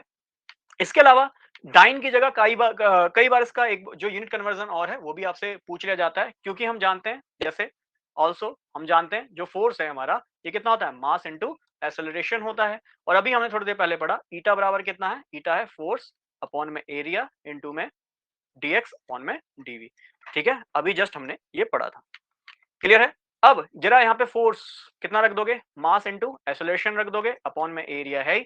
ठीक है, ये है dx बट्टे में कितना dv। चलो, मास, मास की यूनिट क्या होती है, किलोग्राम, बट हम क्या पढ़ रहे हैं, देखो फिर से याद करो, सीजीएस पढ़ रहे हैं, सीजीएस सिस्टम, स्मॉल लेवल पे पढ़ रहे हैं, सीजीएस सिस्टम हो रहा है तो ग्राम हो गया। एक्सेलरेशन क्या होता है, मीटर पर सेकंड स्क्वायर, मीटर की जगह हो जाएगा सेंटीमीटर पर सेकंड स्क्वायर, है ना, अपॉन में एरिया है, एरिया किसमें निकलता है बोलो, सेंटीमीटर स्क्वायर में। ठीक है। इनटू में dx, dx होता है सेंटीमीटर में, और dv वेग, है ना, एक्सेलरेशन, a यहाँ पे एक्सेलरेशन है, त्वरण है, मैं लिखता हुआ चलता हूँ, m है मास, m है मास, a है एक्सेलरेशन, त्वरण है। ठीक है ना, कंफ्यूज मत होना, हिंदी माध्यम वालों के लिए भी बोलता हुआ चल रहा हूँ। ठीक है, और dx dv तो आपको बताता हुआ चल ही रहा हूँ। तो v वेग है, वेग होता है सेंटीमीटर पर सेकंड। क्लियर है? अब इसको कैंसिल आउट करिए, क्या क्या चीजें यहाँ कैंसिल हो रही, आउट हो रही हैं, तो सेंटीमीटर से सेंटीमीटर कट रहा है, एक सेंटीमीटर से और एक सेंटीमीटर यहाँ कम हो गया। ठीक है, तो क्या बचा, केवल ग्राम बचा, बट्टे में क्या बचा, सेंटीमीटर बचा। ठीक है, और ये जो सेकंड है, ये सेकंड भी कहाँ है, बट्टे में है, और ये सेकंड से एक सेकंड कट जाएगा तो एक सेकंड बट्टे में ही बचेगा, है ना, सेंटीमीटर इंटू सेकंड। तो इस तरीके से लिख देता हूँ, ये बना ग्राम अपॉन में सेंटीमीटर इंटू सेकंड, या फिर मैं उसको ऐसे भी लिख सकता हूँ, ग्राम पर सेंटीमीटर पर सेकंड। ठीक है, तो ध्यान रखना, एक पाउच जो है, एक पाउच जो है, ये बराबर होगा किसके, 1 gram centimetre inverse second inverse के भी होगा। तो ये चीज आपको ध्यान में रखनी है। अरे भाई, अरे भाई, एक मिनट रुकना। ठीक है, सेंटीमीटर सेकंड इनवर्स, तो ये चीजें भी आपको यहाँ पे ध्यान में रखनी है। एक पॉइस की ये यूनिट होती है, एक पॉइस बराबर दो दो यूनिट बताई हैं, एक पॉइस बराबर पहले मैंने आपको बताया डाइन सेंटीमीटर स्क्वायर सेकंड होता है। इसके अलावा दूसरी यूनिट बताया, एक पॉइस कितना होता है, 1 ग्राम पर सेंटीमीटर पर सेकंड होता है। ये चीज आपको ध्यान में रखनी, कई बार डायरेक्टली पूछ भी लिया जाता है, तो इसको ध्यान में रखिएगा। ठीक है, आगे बढ़े। इसके अलावा हमने चलो सीजीएस में देख ला, अगर मान लो एमकेएस में पूछे तो, एमकेएस सिस्टम में पूछे तो क्या यूनिट इसकी बनेगी? ठीक, तो एमकेएस सिस्टम में क्या यूनिट बनेगी? तो बहुत सरल है, देखो एमकेएस में जो फोर्स होता है उसकी यूनिट न्यूटन होती है, बट्टे में एरिया है तो मीटर स्क्वायर हो जाएगा, और वेलोसिटी है तो ऑब्वियस बात है कैंसिल आउट हो गया तो सेकंड बचा था। ठीक है, तो न्यूटन, अच्छा मीटर स्क्वायर है बट्टे में ना, हाँ न्यूटन मीटर स्क्वायर और इंटू में सेकंड हो गया, या मैं सिंपली कहूँ न्यूटन सेकंड पर मीटर स्क्वायर होगा, इसकी ये यूनिट बनती है। क्लियर है? बाकी हाँ, आप इसकी यूनिट कन्वर्जन को और अच्छे से पढ़ना चाहते हैं बता दीजिएगा, किसी क्लास में मैं इसको पढ़ा दूंगा, बट फिलहाल हम इसकी बेसिक बेसिक यूनिट याद कर लेते हैं, या फिर मैं इसको पास्कल इंटू सेकंड लिखता हूँ। क्यों? क्योंकि न्यूटन पर मीटर स्क्वायर याद कीजिए, प्रेशर की यूनिट में आपको पढ़ाया था, न्यूटन पर मीटर स्क्वायर कितना होता है? पास्कल होता है। ठीक है, अरे आई थिंक आपको नहीं पढ़ाया, तो वो क्लास 12th में पढ़ाया था, क्लास 12th में सॉल्यूशन चैप्टर है, वहाँ पे प्रेशर का यूनिट कन्वर्जन मैंने पढ़ाया है। किसी को देखना है तो प्रेशर का यूनिट कन्वर्जन मैं कुछ दिनों में यूट्यूब शॉर्ट्स पे भी डाल दूंगा, एक छोटा सा वीडियो बना के, तो उसमें भी एक बार यूनिट कन्वर्जन देख लीजिएगा तो और अच्छे से क्लियर हो जाएगा। तो पास्कल इंटू सेकंड ये भी इसकी यूनिट बन जाएगी, या फिर ये बन जाएगा kilogram metre inverse second inverse. ये तो आपको समझ में आ रहा होगा, सीधा सीधा मैंने यहाँ से ये वैल्यू पुट कर दी, तो ग्राम की जगह किलोग्राम, सेंटीमीटर तो मीटर, और सेकंड इनवर्स चल ही रहा है। क्लियर है? तो ये चीज आपको ध्यान में रखनी है। इसके अलावा विस्कोसिटी के फैक्टर फैक्टिंग देखते हैं, जल्दी से क्लास को फिनिश करते हैं, मुझे लगता है क्लास ज्यादा लेंदी हो रही है। तो फैक्टर फैक्टिंग देखते हैं यहाँ पे क्या क्या कारक है जो प्रभाव डालते हैं। ठीक है ना, क्या क्या कारक है जो उस पर प्रभाव डालते हैं। तो पहला है नेचर ऑफ लिक्विड। देखो एक बात हमें समझ में आती है, जितना भी हम टॉपिक पढ़ रहे हैं इसमें एक ही बात पढ़ रहे हैं, क्या मेन बात तो ये पढ़ रहे हैं कि इंटरमोलिकुलर फोर्स ऑफ अट्रैक्शन, है ना, अंतर आणविक आकर्षण का बल, हम मेन बात यही पढ़ रहे हैं, ध्यान में रखना, ध्यान से सुनना बात को। क्लियर है? तो मैं कह सकता हूं नेचर ऑफ लिक्विड, अगर कोई लिक्विड जिसमें इंटरमोलिकुलर फोर्स ऑफ अट्रैक्शन बहुत ज्यादा हाई है, मतलब अंतर आणविक जो आकर्षण का बल है वो बहुत ज्यादा हाई है, तो उसकी साइनता भी क्या होगी? बहुत ज्यादा हाई होगी, विस्कोसिटी भी क्या होगी? हाई होगी। तो मैं कह सकता हूं जो विस्कोसिटी है, साइनता है, ये डायरेक्टली प्रोपोर्शनल है इंटर मॉलिकुलर फोर्स के।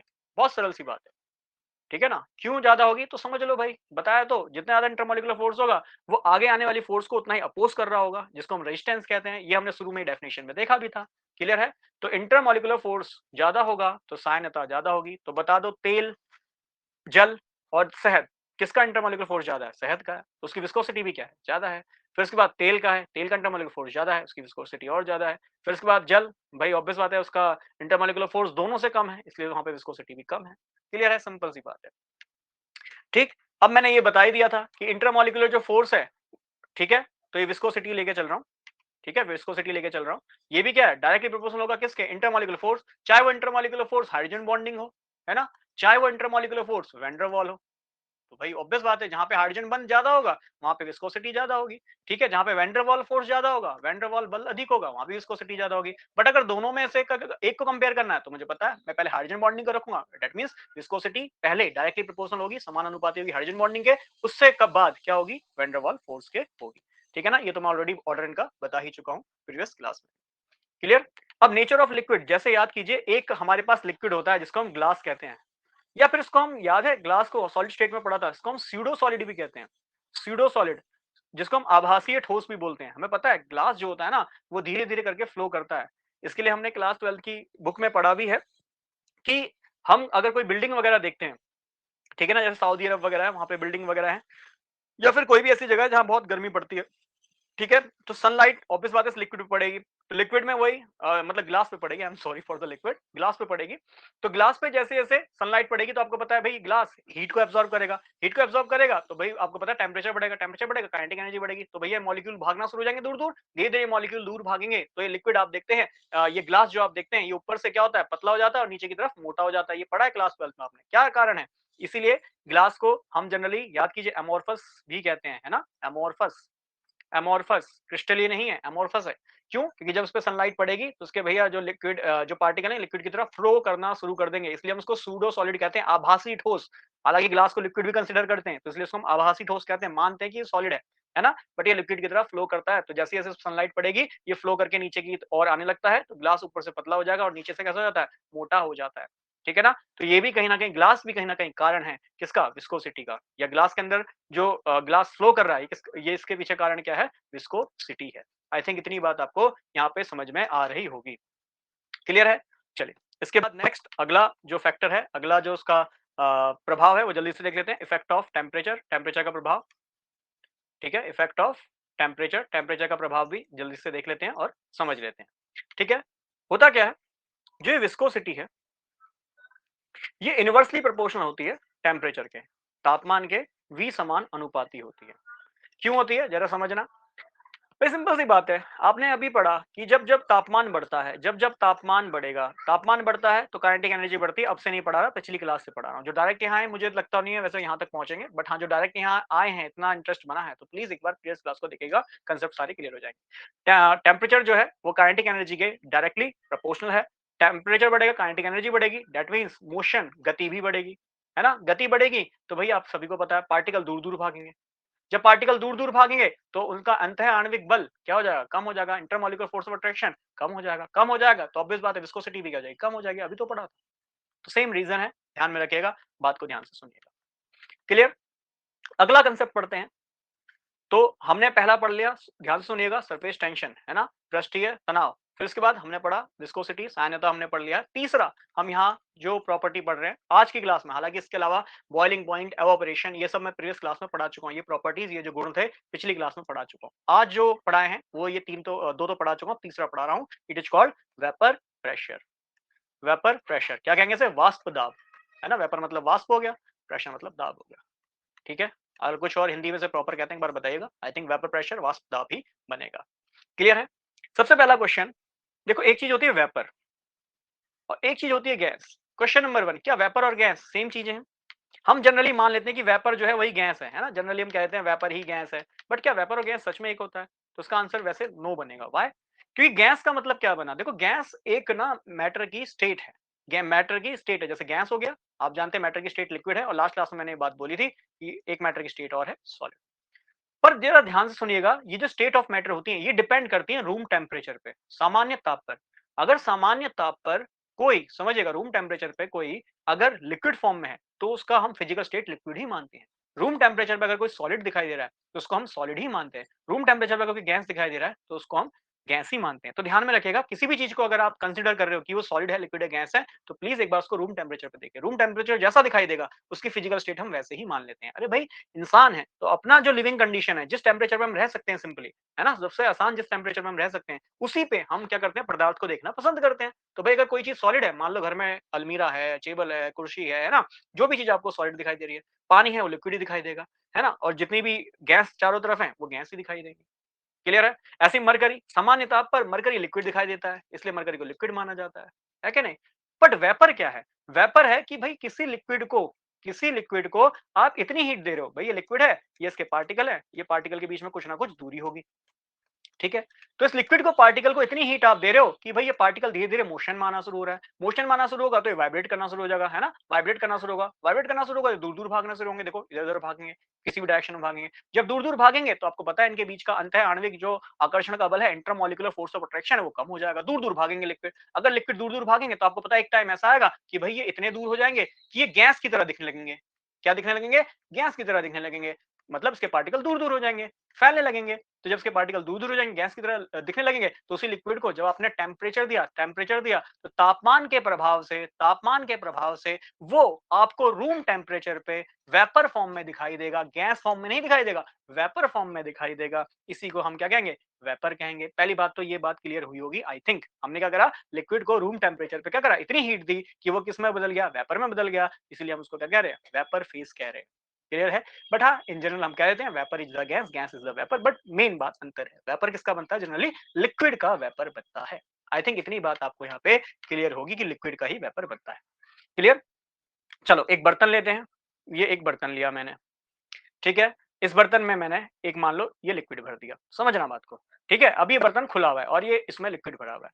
बताओ ऊपर वाला लिक्विड क्या कर रहा होगा? ऊपर वाला जो लिक्विड का मॉलिक्यूल है जो सरफेस पे, वो क्या लगा रहा होगा? अभी पढ़ा था, सरफेस टेंशन लगा रहा होगा, ठीक है ना। तो रिमाइंड करते हुए चलिए भाई, कंसेप्ट्स को बार बार पढ़ते हुए चलिए, रिमाइंड करते हुए चलिए। क्लियर। अब यहाँ से आप इसको टेम्परेचर दे रहे हो, ये देख रहे हो, हीट दे रहे हो, हीट दे रहे हो, हीट दे रहे हो, हीट दे रहे हो। हीट दोगे तो आपको पता है लिक्विड धीरे धीरे वाइब्रेट करना शुरू करेगा। टेम्परेचर बढ़ा रहे हो, टेम्परेचर बढ़ा रहे हो, देखो कितनी बार इस बात को बोल चुका हूँ, काइनेटिक एनर्जी बढ़ेगी। काइनेटिक एनर्जी बढ़ेगी, टेम्परेचर बढ़ेगा, तो भैया जो आपके पार्टिकल है किस में आ जाएंगे? मोशन में आ जाएंगे, गति में आ जाएंगे, गतिज ऊर्जा आ जाएगी, गति में आएंगे। गति में आएंगे, दूर दूर भागना शुरू कर देंगे। जब ये दूर दूर भागना शुरू करेंगे तो एक टाइम पे ये जो मॉलिक्यूल है इस लिक्विड को छोड़ छोड़कर बाहर भाग रहे होंगे, इससे बाहर निकल निकल के जा रहे होंगे। जैसे ही वो लिक्विड के मॉलिक्यूल हमें बाहर निकलते हुए दिखाई देगी उस लिक्विड से, तो समझ लो उसको हम कहते हैं क्या? भाई ये लिक्विड के मॉलिक्यूल बाहर निकल के भाग रहे हैं। अब ये किस फॉर्म में आ गए? ये वेपर फॉर्म में आ गए। क्लियर है।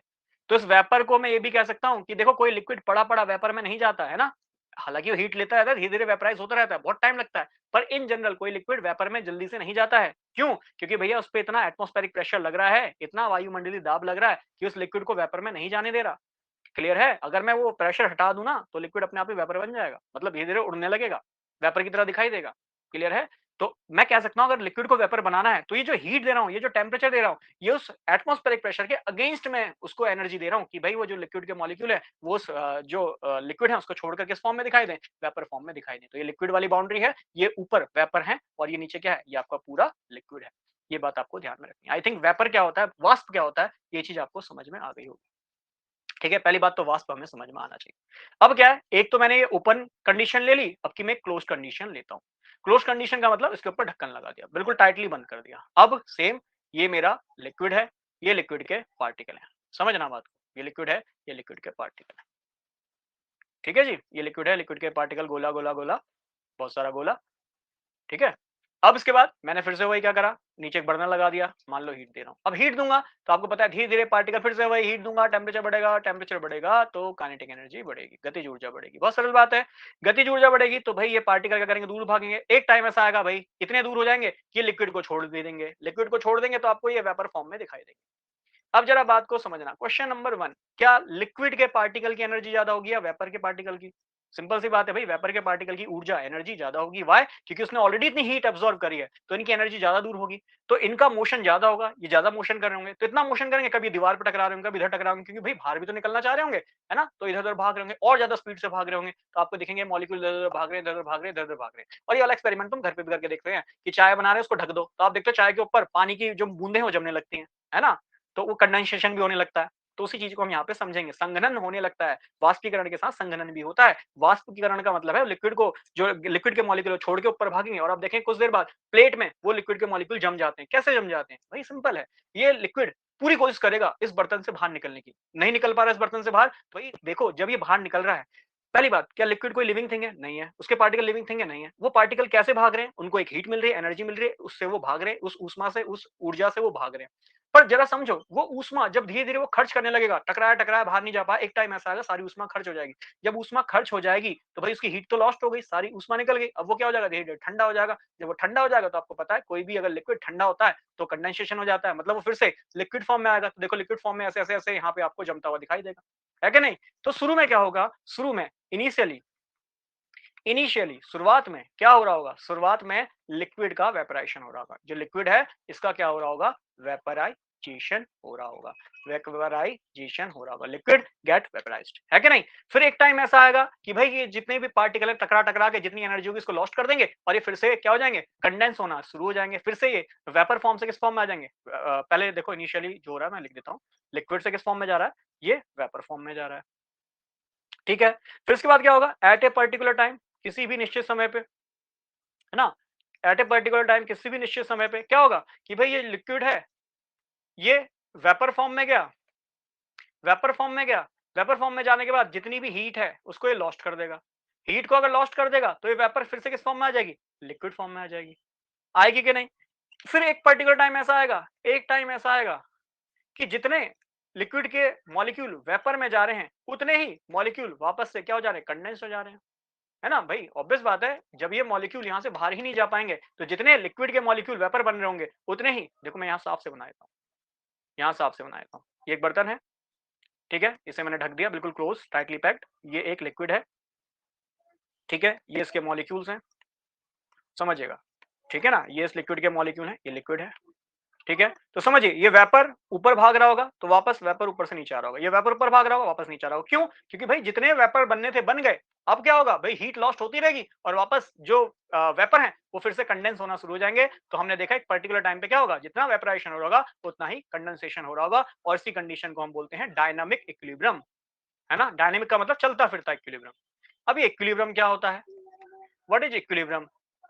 तो देखो इक्विलिब्रियम का मतलब क्या होता है कि ऐसी कंडीशन जहां पे रेट ऑफ फॉरवर्ड डायरेक्शन, मतलब आगे बढ़ने की दर बराबर हो जाए रेट ऑफ बैकवर्ड डायरेक्शन के, इसी को हम इक्विलिब्रियम कहते हैं, rate of backward direction, backward direction, तो ये चीज को हम इक्विलिब्रियम कहते हैं। दैट मीन जितना रेट वेपराइजेशन होने का है उतना ही रेट कंडेंसेशन का हो जाएगा, जितना दर वाष्पीकरण का है उतना ही दर कंडेंसेशन का हो जाएगा। ऐसी कंडीशन को हम इक्विलिब्रियम बोलेंगे, डायनेमिक इक्विलिब्रियम बोलेंगे। आई थिंक इतनी बातें आपको क्लियर हो रही होगी। और यही कंसेप्ट है वेपर प्रेशर का कि भाई वेपर कितना प्रेशर लगा रहा है उस लिक्विड पे, it is called vapour pressure. जब एक आपने क्लोज्ड कंडीशन ली है, बिल्कुल बंद कंडीशन ली है, जिसमें आपने पूरे बर्तन को ढक दिया है, उसमें वो वेपर वापस से लिक्विड पे कितना प्रेशर लगा रहा है, बेसिकली इसी को हम वेपर प्रेशर कहते हैं। या फिर सिंपली इस वेपर प्रेशर को हम सैचुरेटेड वेपर प्रेशर भी कह देते हैं, है ना, संतृप्त वेपर प्रेशर। तो एक ही बात है, बुक में जनरली नाम लिखे रहते हैं, इसलिए मैं नाम से भी आपको वाकिफ कराता जा रहा हूं। It is called the saturated vapour pressure. I think इतनी बात क्लियर हो रही होगी। ठीक है, चलिए, तो वेपर प्रेशर है, इसकी एक बार जल्दी से डेफिनेशन में लिख देता हूं ताकि मेन बातें आपको ध्यान में रहे। तो द प्रेशर, वो दाब, द प्रेशर, क्या लिखूं उसमें, द प्रेशर एक्सर्टेड लिख देता हूँ, ठीक है, एक्सर्टेड वर्ड ठीक रहेगा। The pressure exerted by the vapours, है ना, क्योंकि वेपर लगा रहा है तो pressure exerted by the vapours, simply यही लिख देता हूँ। सोचा था कुछ टेक्निकली लिखूं बट सिंपली लिख देता हूँ। बस मेन बात यही है भाई, हमसे वहां डेफिनेशन नहीं पूछा जाएगी, कंसेप्ट पूछा जाएगा, तो उसको सिंपल सी भाषा में लिखने की कोशिश करता हूँ। The pressure exerted by the vapours, है ना, इन इक्विलिब्रियम, कब आया था, जब ये इक्विलिब्रियम में आ गया, ठीक है, in equilibrium with the liquid, in equilibrium with the liquid, है ना, मैंने बताया वेपर जो लिक्विड में प्रेशर लगा रहा है in the liquid at a given temperature, at a given temperature, किसी भी गिवन टेम्परेचर पे जो वेपर लिक्विड पे प्रेशर लगा रहा है इसी को हम कहेंगे वेपर प्रेशर। क्लियर है? अब कुछ बातें नोट करके याद कर लेना, ठीक है, कि जो वेपर प्रेशर है ना, vapour pressure VP, vapour pressure does not depend on amount of substance. मतलब ये सब्सटेंस आपने 1 किलो लिया है, 10 ग्राम लिया है, 50 ग्राम लिया है, उस पर डिपेंड नहीं करेगा, मात्रा पे डिपेंड नहीं करेगा, है ना, does not depend on amount of substance, है ना, amount of the substance. Substance generally हम लिक्विड ले रहे हैं तो मैं अमाउंट ऑफ लिक्विड भी यहाँ लिख देता हूँ, एक ही बात है, ठीक है। तो ये चीज आपको ध्यान में रखनी है।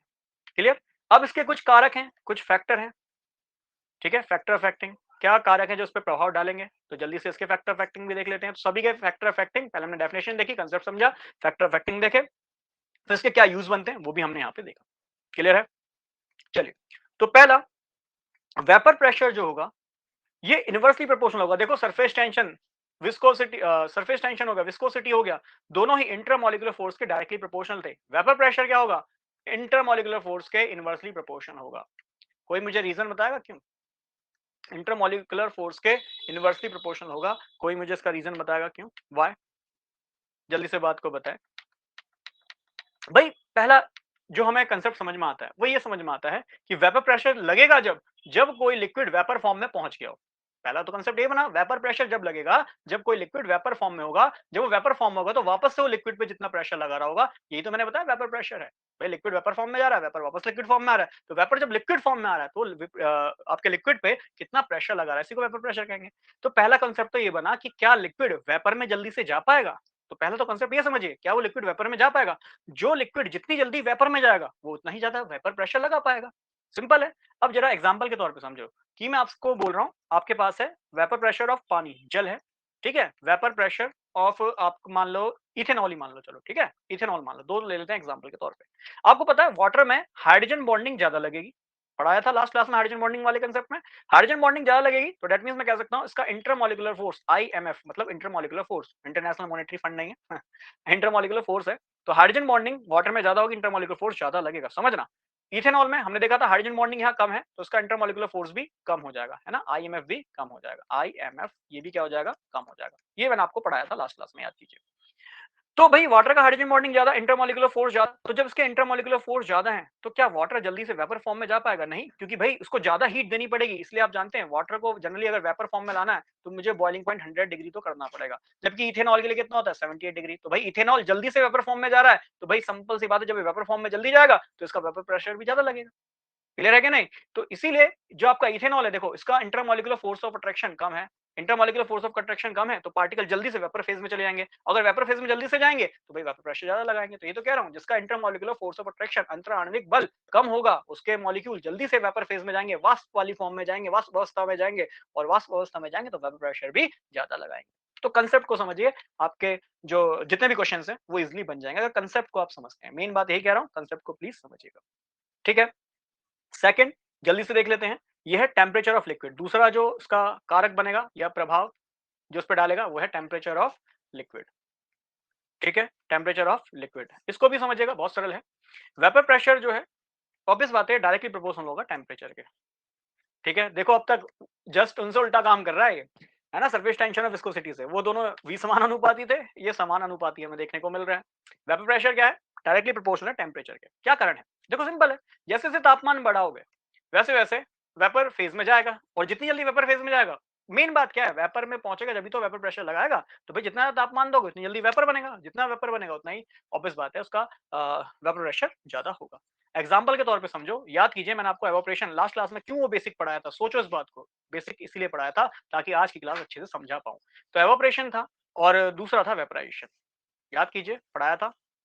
तो एवोपरेशन को जरा समझिएगा। एवोपरेशन अगर आप समझें तो मैंने पढ़ाया था, जब कोई लिक्विड है ना गैस अवस्था में जा रहा है, वेपर फॉर्म में जा रहा है, ऐसा मान के चलो, और वो लेस देन है बॉइलिंग पॉइंट से किसी भी कम टेम्परेचर पर अगर लिक्विड को गैस में ले जा रहा है, उसको हम बेसिकली एवोपरेशन कहते हैं। बट वेपराइजेशन, जब कोई लिक्विड को हम गैस फॉर्म में ले जाते हैं, हालांकि हिंदी में दोनों को वाष्पी कहते हैं, वाष्पीकरण ही कहते हैं, पर बेसिक सी बात इसका समझिएगा। वेपराइजेशन होता है एट इट्स बॉइलिंग पॉइंट, याद है पढ़ाया था, एट इट्स बीपी। क्लियर। तो दैट मींस पानी, अगर मान लो रूम टेम्परेचर 40 डिग्री है ना, गर्मी बहुत है, 40 डिग्री टेम्परेचर है, तो भाई पानी मैंने बताया था ना लिक्विड फॉर्म में है, पर धीरे धीरे इसके पार्टिकल जो 40 डिग्री है मतलब आसपास का जो टेम्परेचर है उससे हीट को गेन करेंगे, हीट गेन करेंगे, धीरे धीरे मोशन में आएंगे और धीरे धीरे दूर भागेंगे। एक टाइम ऐसा आएगा कि एक दूसरे इतना दूर हो जाएंगे कि गैस अवस्था में आ जाएंगे। तो भाई देखो 40 डिग्री पे भी तो लिक्विड गैस में जा रहा है और 100 डिग्री पे भी जा रहा है, बट 40 डिग्री पे धीरे धीरे जा रहा है, रेट उसका एवोपरेशन का मतलब एवोपरेशन होने की जो दर है वो कम होगी। अगर एवोपरेशन होने की दर भी कम होगी तो मुझे समझ में आता है कि भैया वहां पे वेपराइजेशन जल्दी से नहीं होगा, वेपर प्रेशर कम लगेगा। तो सिंपल बात है, कम तापमान तो वेपराइजेशन कम, वाष्पीकरण कम, तो ऑब्वियस बात है वहां पे वेपर प्रेशर कम लगेगा। जैसे ही तापमान ज्यादा होगा तो आपको पता है तापमान ज्यादा होगा तो वेपर प्रेशर भी क्या लगेगा, ज्यादा लगेगा। तो आई थिंक ये बातें आपको क्लियर हुई होंगी।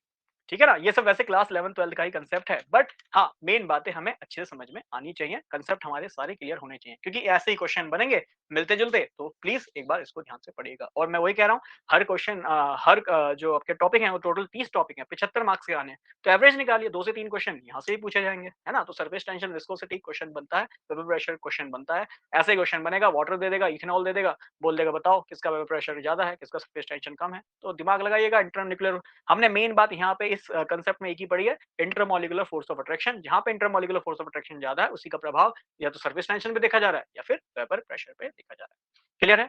एक और कंसेप्ट, हालांकि ये कंसेप्ट लिक्विड के लिए बनता है, बट ये मैं जनरली फिजिक्स में इसको पढ़ाने की कोशिश करता हूँ, रिफ्रैक्शन। बट एक बार जल्दी से इसको यहाँ पे देख लो, अगर क्वेश्चन बना तो लास्ट यही क्वेश्चन होगा जो आपसे पूछा जाएगा।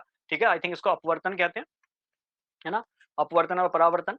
तो अपवर्तन कहते हैं आई थिंक रिफ्रैक्शन को। ठीक है, हिंदी माध्यम वाले बच्चे इसको एक बार जरूर कंफर्म कीजिएगा।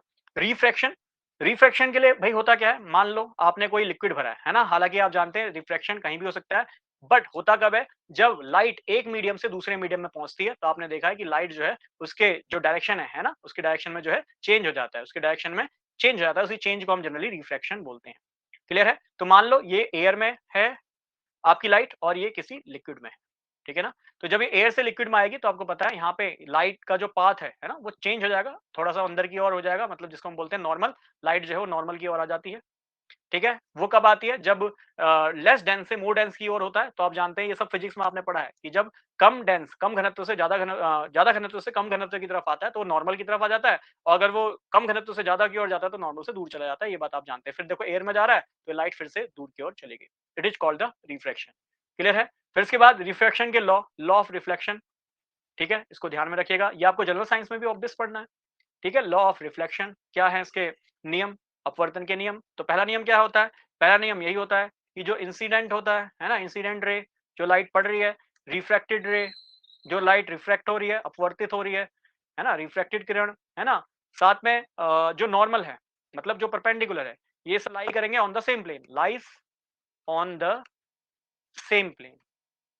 ठीक है, सेम प्लेन पे लाई करेंगे। देख लो, ये है इंसिडेंट राइट, ये है रिफ्लेक्टेड राइट। सेम एंगल के लिए भी कहानी बनती है कि ये वाला इंसिडेंट एंगल है, ये वाला रिफ्लेक्टेड एंगल है। बाकी आप जानते हैं, अगर ये आई है तो ये भी आई होगा, अगर ये आर है तो ये भी आर होगा। ये सब आप जनरली सिंपल सा फिजिक्स में आप कहानी जानते हैं। ठीक है, ये सभी सेम प्लेन पे एग्जिस्ट करेगा। पॉइंट नंबर 2 जो आपसे पूछ सकता है बेसिक सा कि बता दो म्यू बराबर कितना होता है, साइन आई बट्टे में साइन आर होता है ना। आई क्या है, इंसिडेंट एंगल है, जिस एंगल पे, जिस कोण पे लाइन इंसिडेंट कर रही है, इंसिडेंट एंगल, ठीक है। और आप जानते हैं आर क्या है, रिफ्रैक्टेड एंगल, है ना, अपवर्तित कोण। तो ये बेसिक सी बातें हैं जो आप जानते हैं, ठीक है। तो ये लॉ ऑफ रिफ्रैक्शन है, ये भी ध्यान में रखिएगा कि लाइट जब भी एयर से किस में आ रही है, लिक्विड में आएगी तो वो नॉर्मल की तरफ आ जाएगी। तो ये बेसिक सी बातें हैं, जनरल साइंस के लिए भी याद रखना है। तो ये पूरा कंसेप्ट है, क्लियर है। तो आई थिंक आज की क्लास थोड़ी लेंदी भी है, बट लिक्विड स्टेट पूरा खत्म हो चुका है। पहली क्लास में बेसिक कराया था और दूसरी क्लास में, पहली क्लास आधे घंटे की और ये क्लास मान लीजिए 1.5 घंटे की होगी मुझे लगता है। तो आधा घंटा, 1.5 घंटा, 2 घंटे में पूरा लिक्विड स्टेट कंप्लीट हो चुका है। इससे ज्यादा शॉर्ट्स में क्या बनेगा और इससे ज्यादा डिटेल वीडियो क्या मिलेगा, ठीक है ना। बट क्वेश्चंस लगाने हैं, अगर हमारे साथ लगाने हैं, मैं आपको बता ही चुका हूँ, मात्र 99 रुपए में कोर्स है जिसमें पीएस वगैरह सब कुछ आपको दिया जाएगा। काफी बच्चे मुझसे ही पूछते हैं बुक कौन सी ले, बेशक आप बुक ले लीजिए, कोई इसमें मुझे प्रॉब्लम नहीं है। बट ऑब्वियस बात है बुक का सारा मटेरियल आपको यहाँ पे मिल जाएगा टू द प्रैक्टिस, और जो आपके डाउट्स हैं वो भी क्लियर कराए जाएंगे। मैंने आपको बताया था लाइव क्लास होंगी और लाइव क्लास वगैरह डाउट वगैरह सब कुछ आपके क्लियर कराए जाएंगे, ठीक है। तो आज क्लास को इतना ही रखता हूँ। अगर किसी का कोई वैसे डाउट बनता है, कुछ पर्सनल पूछना है, तो आप उसको पूछ सकते हैं, कमेंट में लिख दीजिएगा, जरूर मैं आपके कमेंट का आंसर करा करूंगा, ठीक है। और क्लास को इतना रखता हूँ, bye bye and take care.